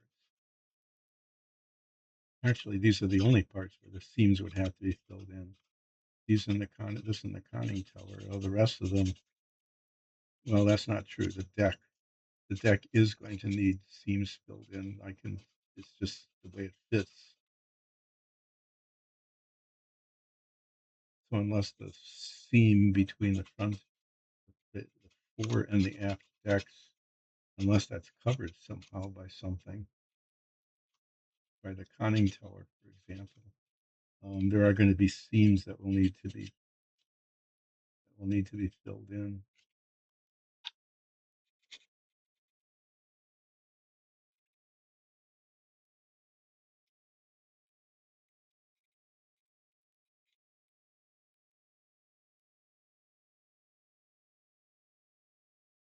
Hand cramp, yay! Had to happen eventually, right?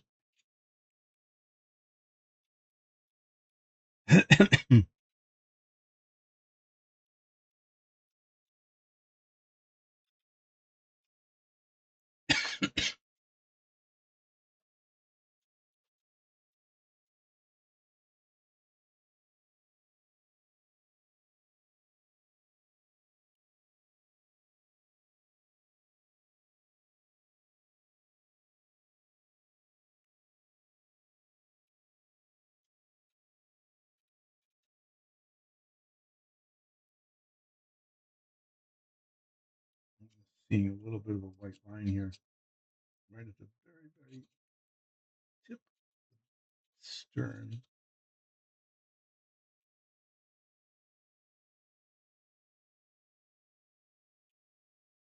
I don't know if that's going to go away or not.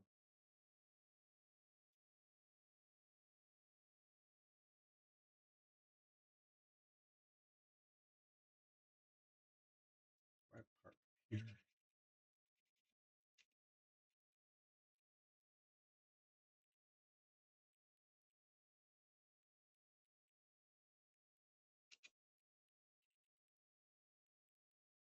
So when the deck goes on this here and on the front and in the middle, there will be gaps. And I'll probably have to try to fill those.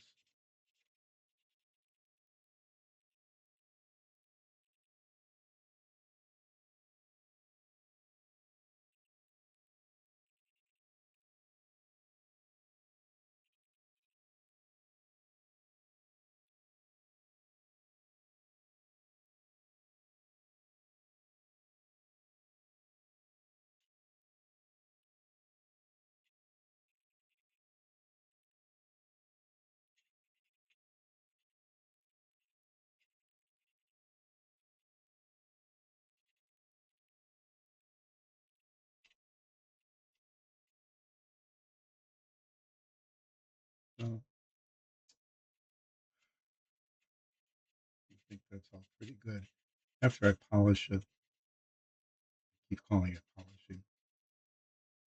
After I rub it down with a really fine grained sandpaper, I'll do one more check to make sure that I haven't missed any, obvious gaps and seams that are still showing that shouldn't.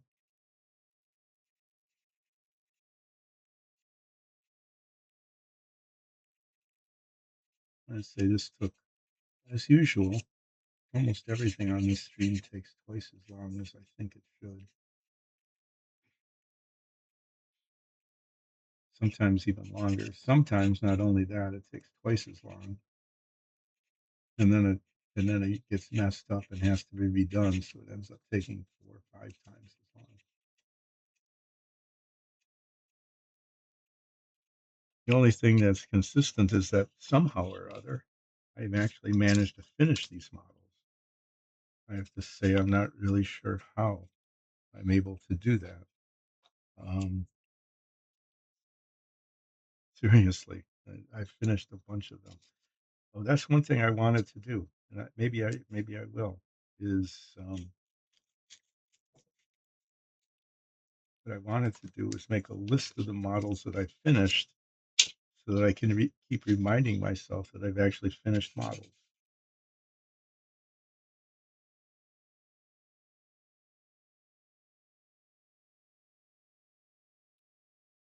And maybe I'll do that sometime.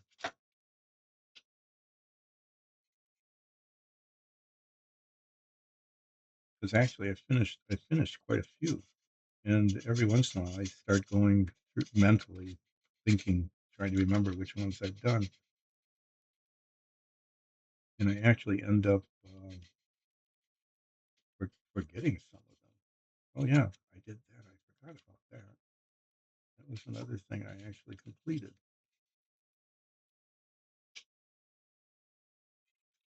I keep catching that railing that's molded up on the top of the submarine, and I really, really do not want to break that. I very, very much want to not break that.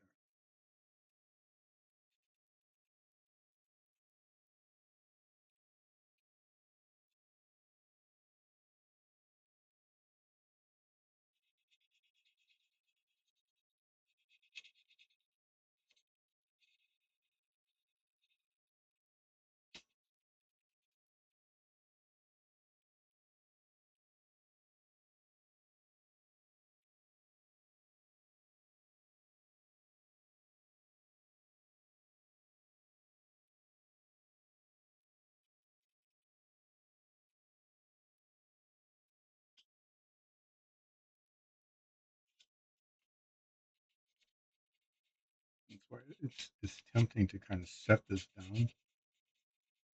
But if I did that, then the railing part would be bumping into the surface I pushed down on it. I have to say I'm very concerned about doing that.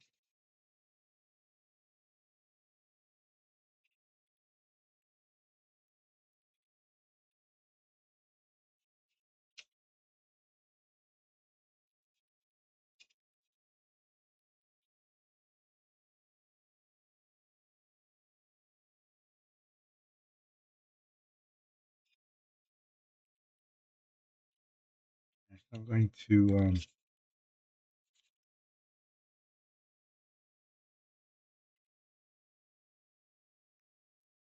do this on the part that I've already, that's rough. Okay, that's the most important part. To rub down with this finer grain is the part that's scraped up with the coarse grained paper, and then just buff the rest of it. Get rid of the sheen of the raw plastic. Try to get rid of the scratch marks like that. And that works.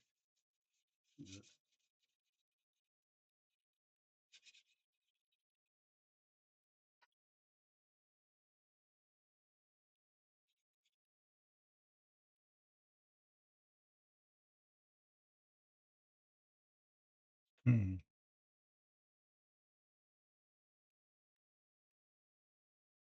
Okay. Well, I didn't get that. Okay, there's still, see the white line there? That white line is a line of discontinuity that I didn't get rid of. So as I'm doing this, I'm noticing I'm seeing a flaw that I had not taken care of.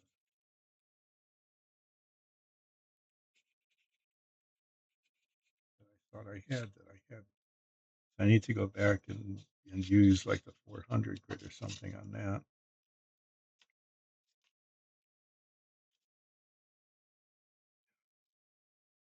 Finger cramps.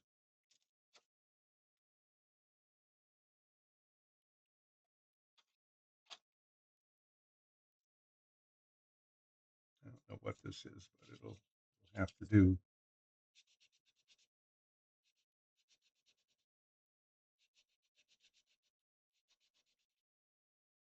Yeah, there's I can actually feel the little ridge there.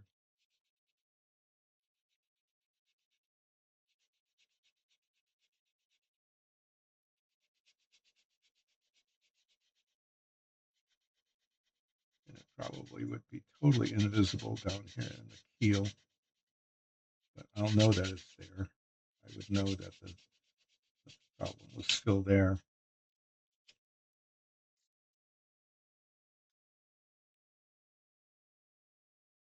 And would be unhappy with the results. Oh yeah, it's really obvious. It's like I skipped over this whole section.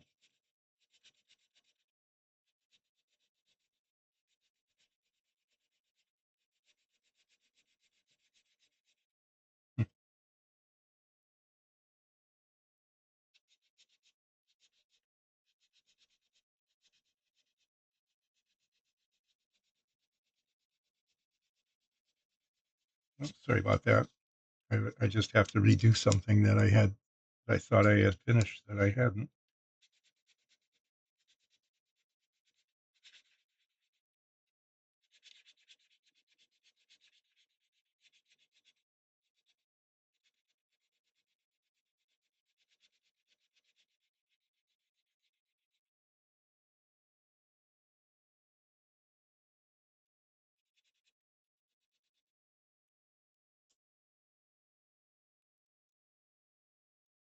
I think I missed it, but I don't know.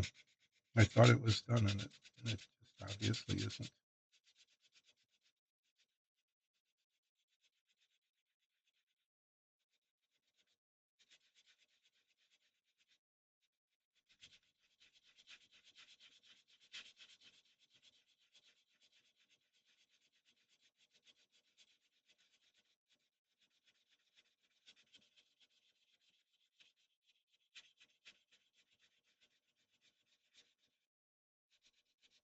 But that's why, you know, that's why you do things twice over, is to catch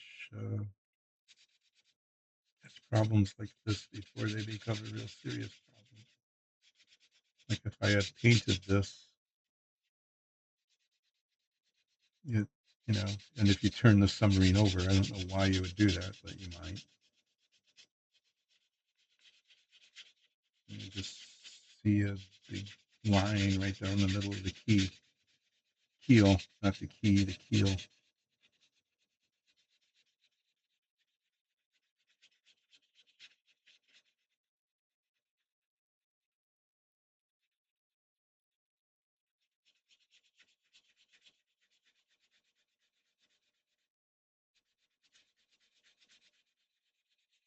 So while I'm grinding away at this, I'm going to say a little bit about Dyson Dungeons, which is a group of family and friends that runs an amazing Dungeons and Dragons show that you cannot live without seeing. That's not a death threat.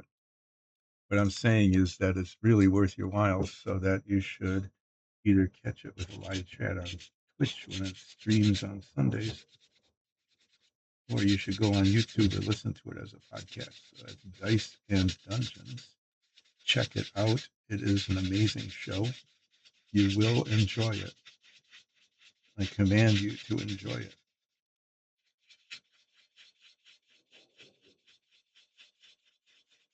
Why am I still seeing a line there? Is there a gap? I don't think so.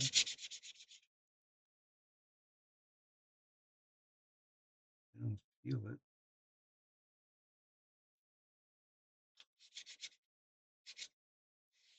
I don't know. It's like there's an indentation there. Like it's not like a gap. It's more like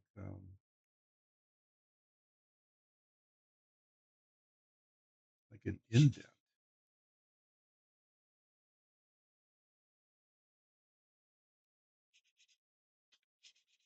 It's not in front of this or behind it. It's just right there, right in the center of the submarine.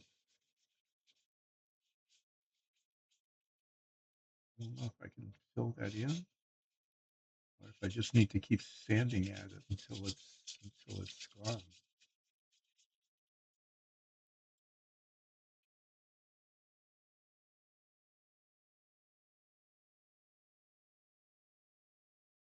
Yeah, I mean it's an indentation.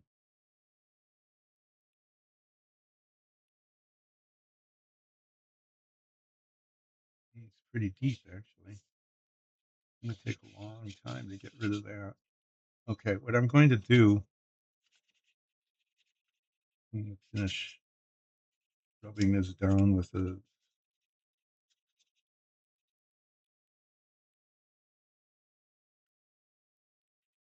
1800 grit stuff, trying to get rid of the discontinuities in texture. Is I'm actually going to put some filler on that. I am. I'm going to put filler in it. I think that's in this. I think I need to do that. And it might, if it fills it in, that's great. And if it doesn't, it'll be no worse than it is now.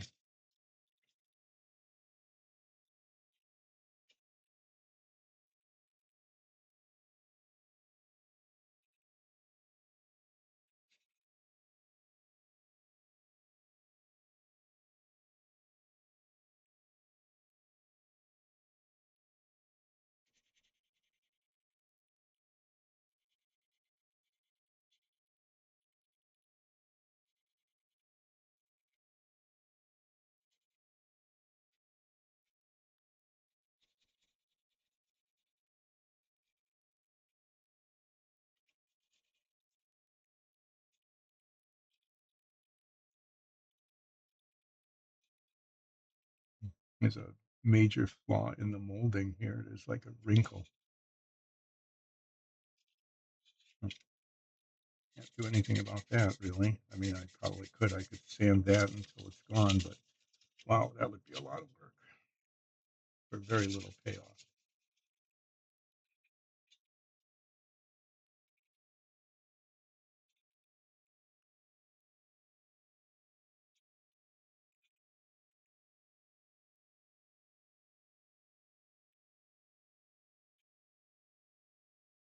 Yeah, sorry for not paying attention to the chat screen right now. I really just want to try to finish this if I can, and I need to look at it. I'm doing it,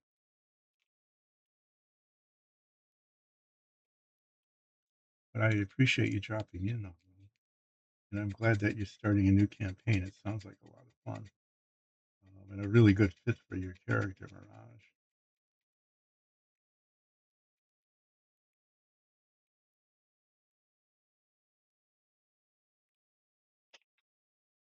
I'd use the rest of this. It's got blue paint on it, so I don't think, I don't know. That's from when I was trying to fix the GT 350.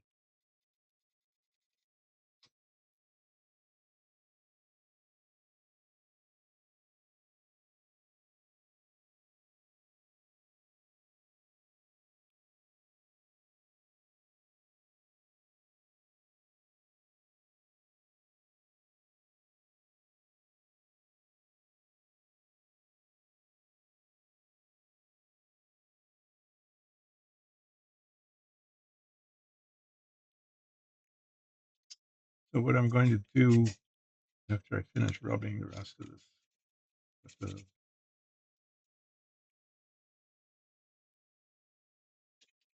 1500 grit paper, getting the whole hull kind of a uniform, slightly dulled, just slightly dulled finish.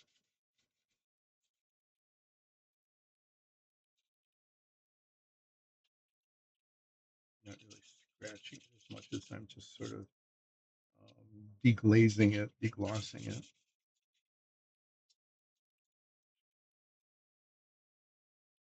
Yes, I am going to put some filler in this section here. Section here where there's a gap. And it's not like there's a separation between the two parts. It's just that the two parts seem to like concave in on each other.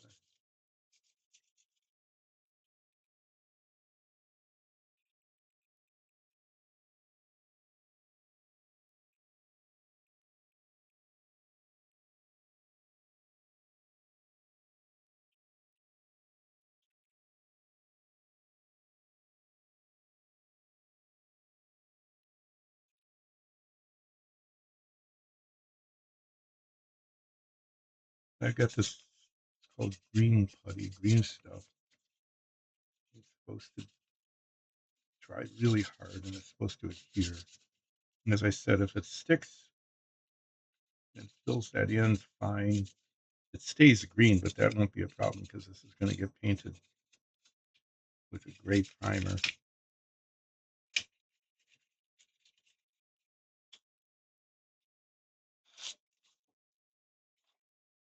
I need to clean this off. Clean, get clean. I need to clean this up one of these decades. Hands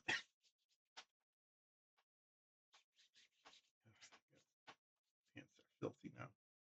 Okay, I'm just going to put it in right along here where there's that concave bit.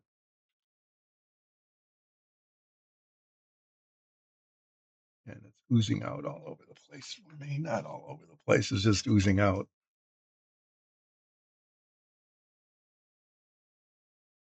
And yeah, it's making a mess. Wow. Obviously, there's pressure inside the tube.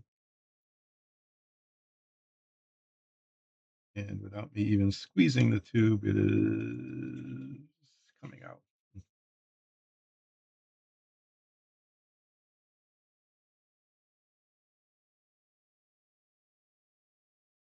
And now that I want it to come out, it's not. There we go.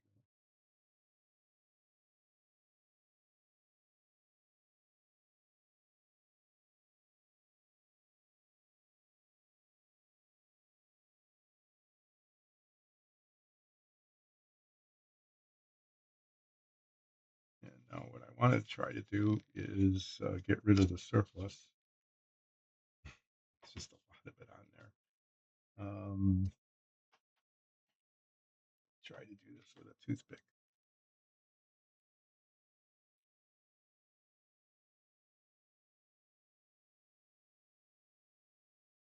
Like that. And even it out.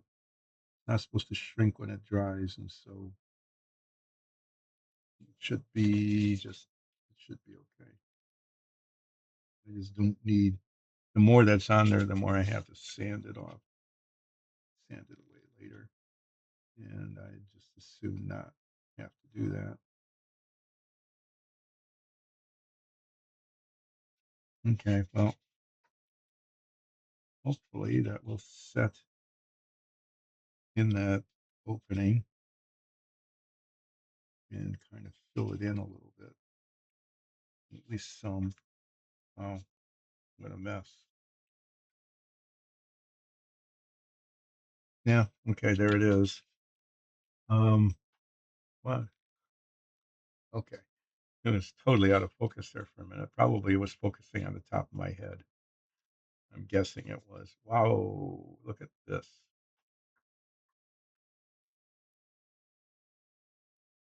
Can I do anything without getting stuff all over my hands? The answer is no.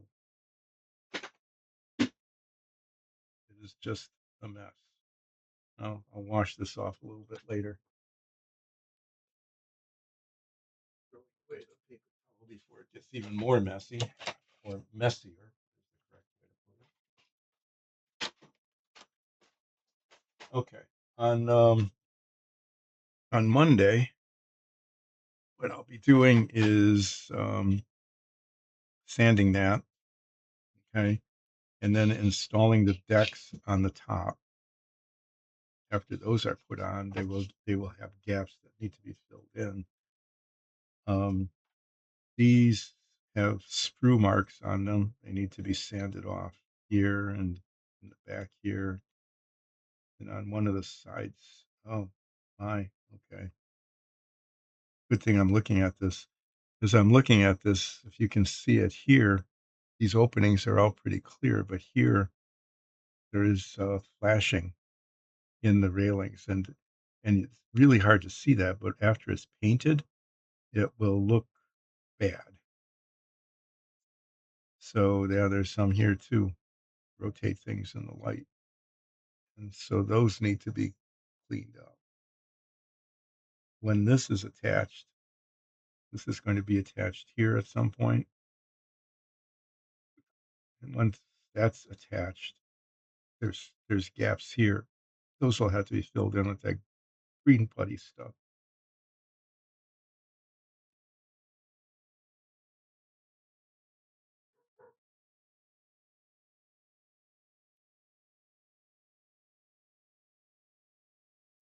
Yep. So on Monday, I'm going to be doing more sanding and filing, and shaping and sanding and filing and sanding and filing. And I might work on the guns and the gun mounts.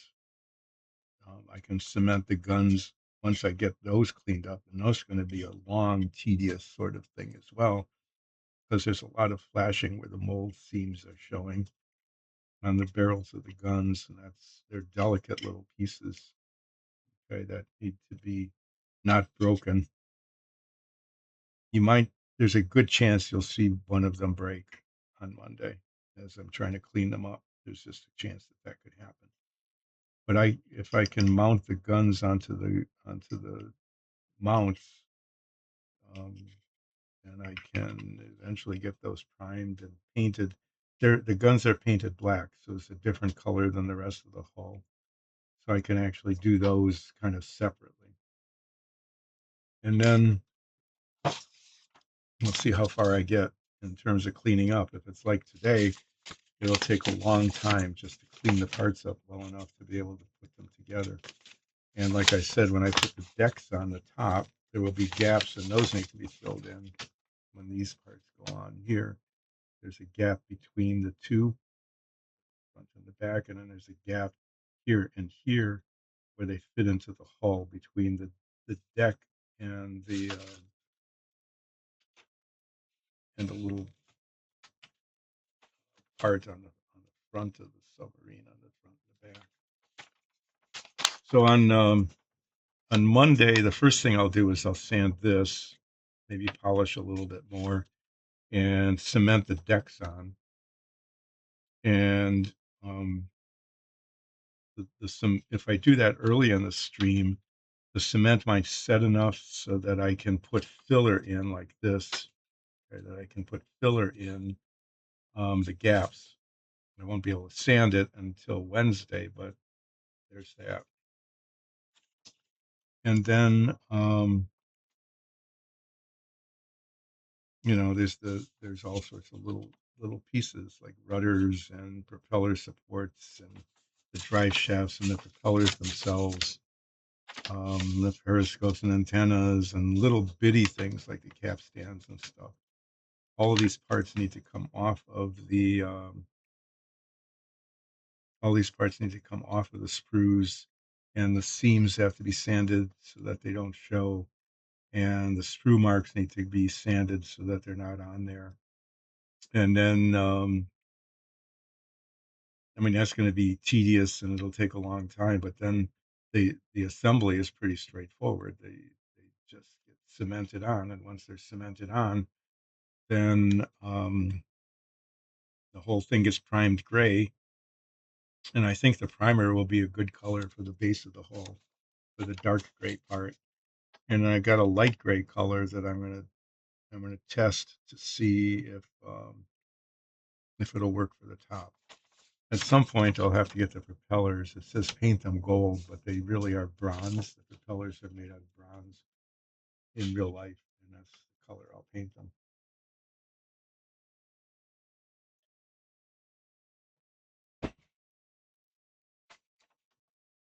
So yeah, on Monday, send the filler.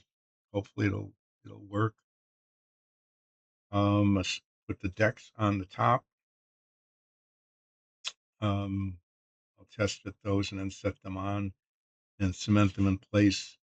And then I'll be prepping parts. All of these parts that go on, all of these parts that go on have sprue marks and flashing that need to be carefully scraped and sanded off. And then once that's done, then they can be put in place. They say put the propellers on here before attaching it to the ship, but I'm not going to because everything else is painted gray, but the propellers are painted bronze. And those will be like some of the last things that will actually go on. Um, I'll test fit the guard to see if I can get the propellers on. If the, oh, Usually if the guard is already cemented on. If not, I might not put that on until after the propellers are on. I would prefer to have that be put on so it's painted at the same time as everything else, but it might not be possible depending on how easy it is to get these propellers onto the propeller shafts. But that's a matter of test fitting stuff, and seeing if they fit. So as you can see, there's not a lot of parts, but the parts that there are not well molded, and so they need a lot of prep work before they're cemented on. And then once they're cemented on, then I can paint it, and the trick then will be to not break them off, right? Yeah. And then after they're all painted the dark gray, I almost knocked the coffee cup over by gesturing. After the whole thing is primed with the dark gray primer, then the top of it needs to be painted light gray, like this. So this, I'm guessing, is going to stay the primer color. And then I need, and all these parts are attached. So I need to then carefully tape here, nice straight line. Okay, nice straight line here with a piece of tape, and then mask the masking tape, and then mask the whole rest of it, and then paint the top of it light gray. That'll take 2 coats probably, and then maybe attempt to put the antenna on. Here they said fine wire or string. can see these little antennas. Those are the radio antennas, pieces of wire that just pick up like low frequency radio waves. That might be that would be an interesting detail if I could pull that off. Whoever built this model was able to do it beautifully. I don't know how, but it might be possible. I mean, the instructions say um, use thin wire or thread for the antenna. It's supposed to be on there. It's supposed to be part of it. So I guess I'll try to do that. I don't know if I've got any wire that thin. Wire would look better than string. It wouldn't sag as much either. I don't know how they attached it.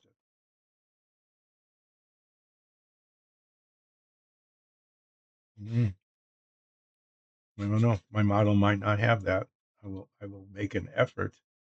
I will make an effort to put the antenna on.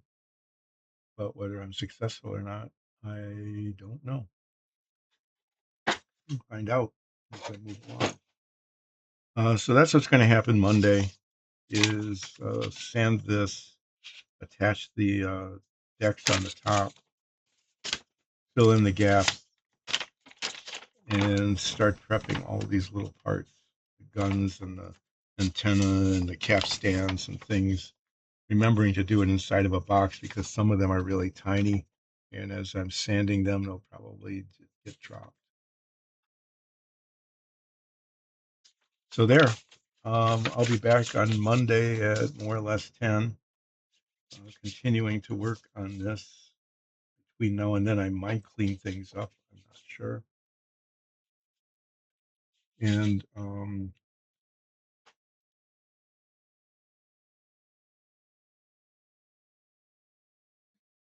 yeah, and thanks for dropping in. Aman, I really appreciate you joining back in chat. It's been a while, I know, since I've been doing this, and I'm glad you remembered to come back and tell me about your D&D campaigns and also how your character development is going. I really appreciate you joining in. Uh, but I'm going to just leave this now. I don't know why I would bother. I'm not going to bother covering them up. If it gets dusty, that's fine because they're covered in dust already anyway.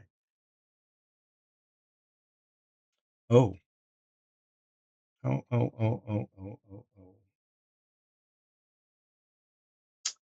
No, okay. Um, this part of the deck here, I completely forgot about it. Here, okay. So this is fine. This goes here, right? There's going to be a gap that needs to be filled in.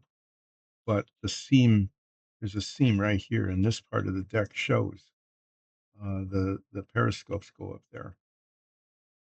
Okay, and unless they cover that seam, I don't think they do.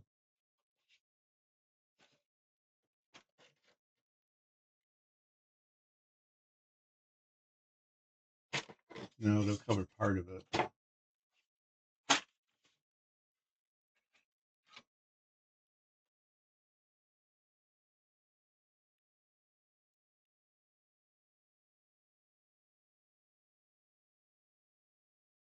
Here they are. So they're going to cover the part. They'll cover the part between these holes, but this part up here and back here, those are going to show. I need to sand those. I totally missed it. Totally missed it while I was doing this. And I need to get in there somehow. I need to get in there and sand that. No, I got a little time yet. Um, why not? I'll just, since I just remembered it, I might as well try to work on it.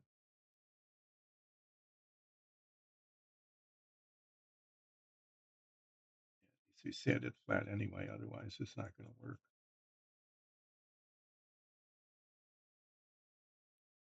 Good thing it's just that way, you know. You think you're almost done, Why am I talking like you?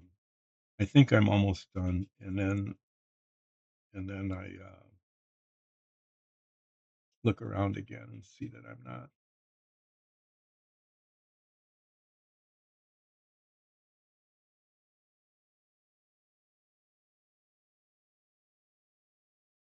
not even close.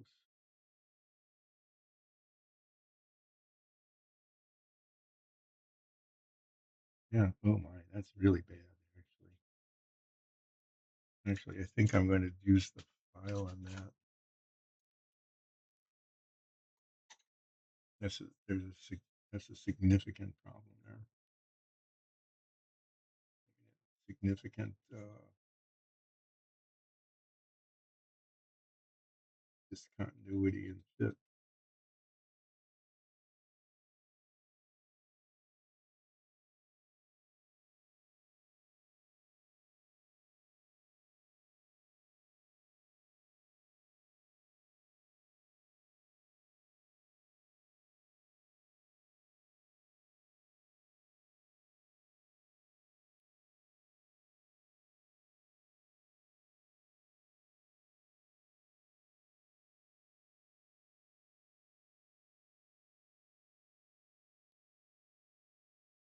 No, at least I noticed it before it was too late. If I put this on, if I put this part on, I wouldn't have been able to reach it.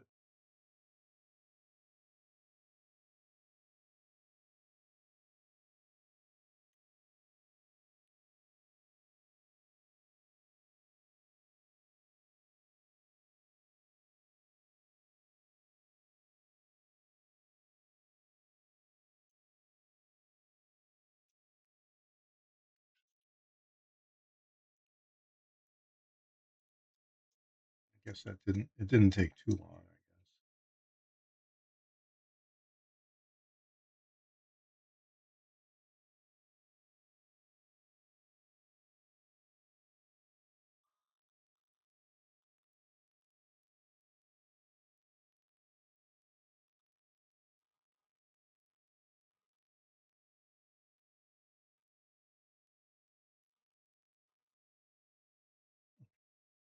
I guess. I lost my ability to see up close. My eyes are not focusing for me.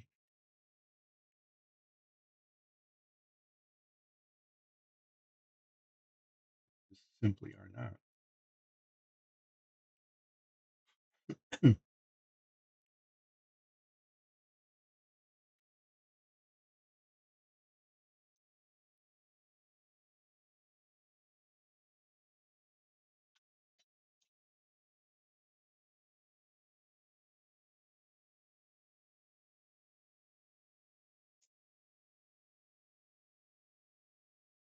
I'm just going to leave it this rough texture. It's just, sort of an isolated spot. I think it'll just be okay the way it is.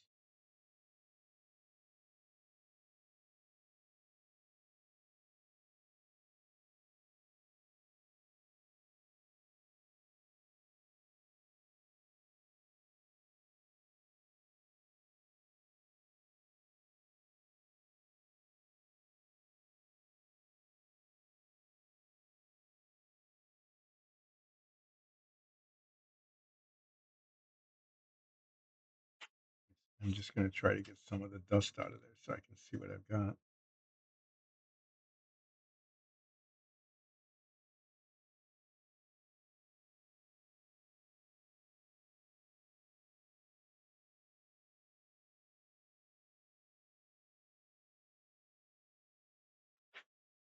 Yeah, see, that's what happens when you start test fitting parts and seeing if they fit or not. And you say, oh, well, I thought I was done. Look at that. I'm not.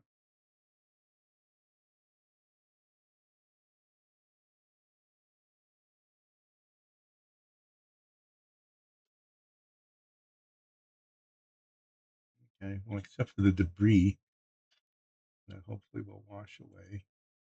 I don't think those are scratches.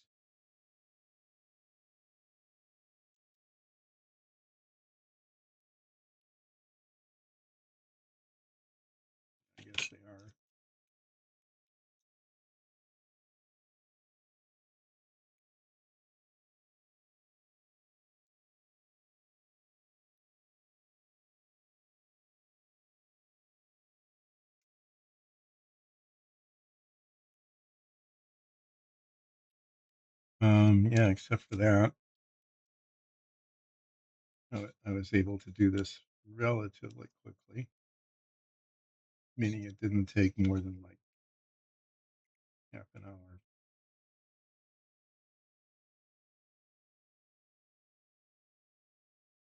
Okay, well, I'm not going to do this on Monday because I already did it. I was going to wait, but and I looked up and saw that there's 20 minutes left, and instead of ending early, I thought, no, I'll go ahead and fix this thing that needed to be fixed that I had not noticed, or at least I guess ignored is probably the right way to put it.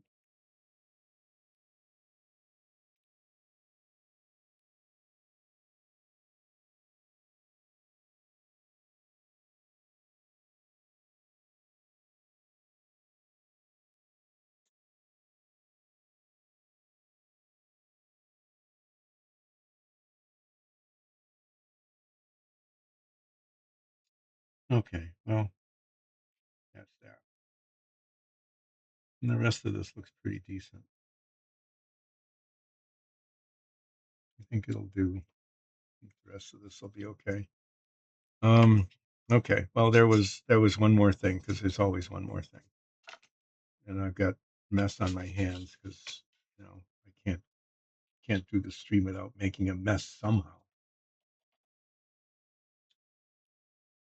So on Monday, I am planning to be back usually at 10. At least I'm planning on it, and I'll sand the filler, okay, and then turn this over and put the decks in, attach the decks, and then prep, continue to prep parts. I will be doing a lot of that. I think I'm just going to leave that up. It says shaping and sanding. And that's pretty much what's going to happen on Monday too, is shaping and sanding. And that's what's going to happen.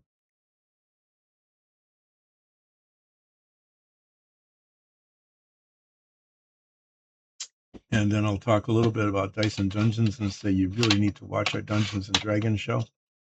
And this stream has nothing to do with it except that I used to paint dungeon tiles and minifigs for the show, and we haven't had any in a long time, and maybe someday there will be again. And if there are minifigs and dungeon tiles, then I'll be doing those on this stream. And if there aren't, then I'll continue to be working on models. And at some point, yeah, I just need to say that, okay, next week, Monday, Wednesday, and Friday, Monday and Wednesday. Oh, I might not be back on Friday. Okay, Monday and Wednesday for sure. But some members of the household are leaving. I need to drop them off at the train station at 5:40 in the morning because they're taking the train on Friday. Thought it was Saturday, but it's going to actually be Friday. And when I get back, I may or may not be awake for the stream. My guess is I'll do Monday and Wednesday. I might not be back next Friday. And then after that, it's going to be a little bit iffy because I'm dog sitting. And if the dogs are behaving, and like I take them out and they do their duty, or maybe I'll have to take a break partway through to take them out to do their duty. Um, Stream the week after next, 2 weeks at the 2 full weeks, 2.5 weeks actually after next week will be kind of erratic. So I'm just letting you know ahead of time that I appreciate you following, especially Amon joining in on chat, but I am not sure how that's going to be going. And then after they get back and I'm no longer dog sitting, I'm going on another trip and I'll be gone for almost 3 weeks before I finally get back. So yeah, there's lots of interruptions in this. And fortunately, all the old episodes are on YouTube and you can just go back and watch blunders. I would especially recommend last week, Friday, a week ago Friday, because as I was working on the car, the GT350 and getting really near the end of it and feeling confident that it's coming along really well. It was one disaster after the other. And there was just a whole lot of grumping and grumbling and going, oh my, I don't know how this is going to turn out. This is a disaster. It turned out okay, not great. Okay. I was able to fix almost everything in a fashion that was okay. But yeah, it was just amazing how absolutely everything that couldn't possibly go wrong went wrong. That would be a good episode to just watch over and over again, so you could just laugh at the just laugh at how it went. It was just terrible, but it got finished. I finished the car, and it's not here anymore on a shelf. And now I'm working on the submarine. And there's plenty of stuff to do in terms of shaping and sanding, which is what I'll be doing. And then after the shaping and sanding is done, it will actually come together really quite quickly. If you've ever done modeling or if you've been watching this stream, you'll see that it looks like nothing's happening, nothing's happening, nothing's happening. There's just a pile of little parts, and then suddenly it all comes together. Not that sudden. Nothing that I do is sudden, but comparatively, compared to hardly anything happening at all, it looks like a lot of progress is made during final assembly. Um, that's how this submarine is going to go too. There's just going to be a whole lot of shaping and sanding and boring and going, oh, I hope I don't break this. Oh, I did. Now what am I going to do? And I'm trying to fix things that I broke that I shouldn't have broken because I knew it was a dangerous thing to do. And then after all the parts are shaped and sanded and test fit, then they just get put together, and then it'll look like a submarine that isn't painted. And then I'll spray paint it, and then I'll look at it and say, oh, look, it looks like a submarine that's been painted gray. Now half of it needs to be painted light gray. And then I will make an attempt without breaking any parts. Okay. I mean, it would make sense to paint the hull, I guess, first, and then all the little parts, and then attach them already painted. But it would look better if they're attached first and then painted. So that's what I'm going to do. And then I'm going to make an effort to, without breaking off any of the parts, putting a really nice straight line, a big piece of tape. I don't want any gaps in the tape because that could lead to leakage. Um, right along, oh, there's even a line. You can kind of see the line. If that holds up under the paint, that's really handy. If I can still see this very, very fine line, if that still exists after it's painted, that tells me where the tape needs to go. Hopefully it will. That, that's a handy thing to have. And how did I get green putty there? Good grief. Okay. Yeah, as I'm rotating it under the light, I'm just seeing the paint, the line where the paint line is supposed to be. And I may or may not be able to do that. Yeah. Thanks, everybody. I'll be back on Monday at more or less 10, doing more shaping and sanding with all the little bits and pieces and parts and stuff that are, you know, get attached to the submarine until maybe eventually it ends up looking kind of like this. That's a to be seen kind of thing. Will it end up looking like that or not? We'll find out. So I will see you on Monday. Take care. Thanks, Aman. Take care. Enjoy your games.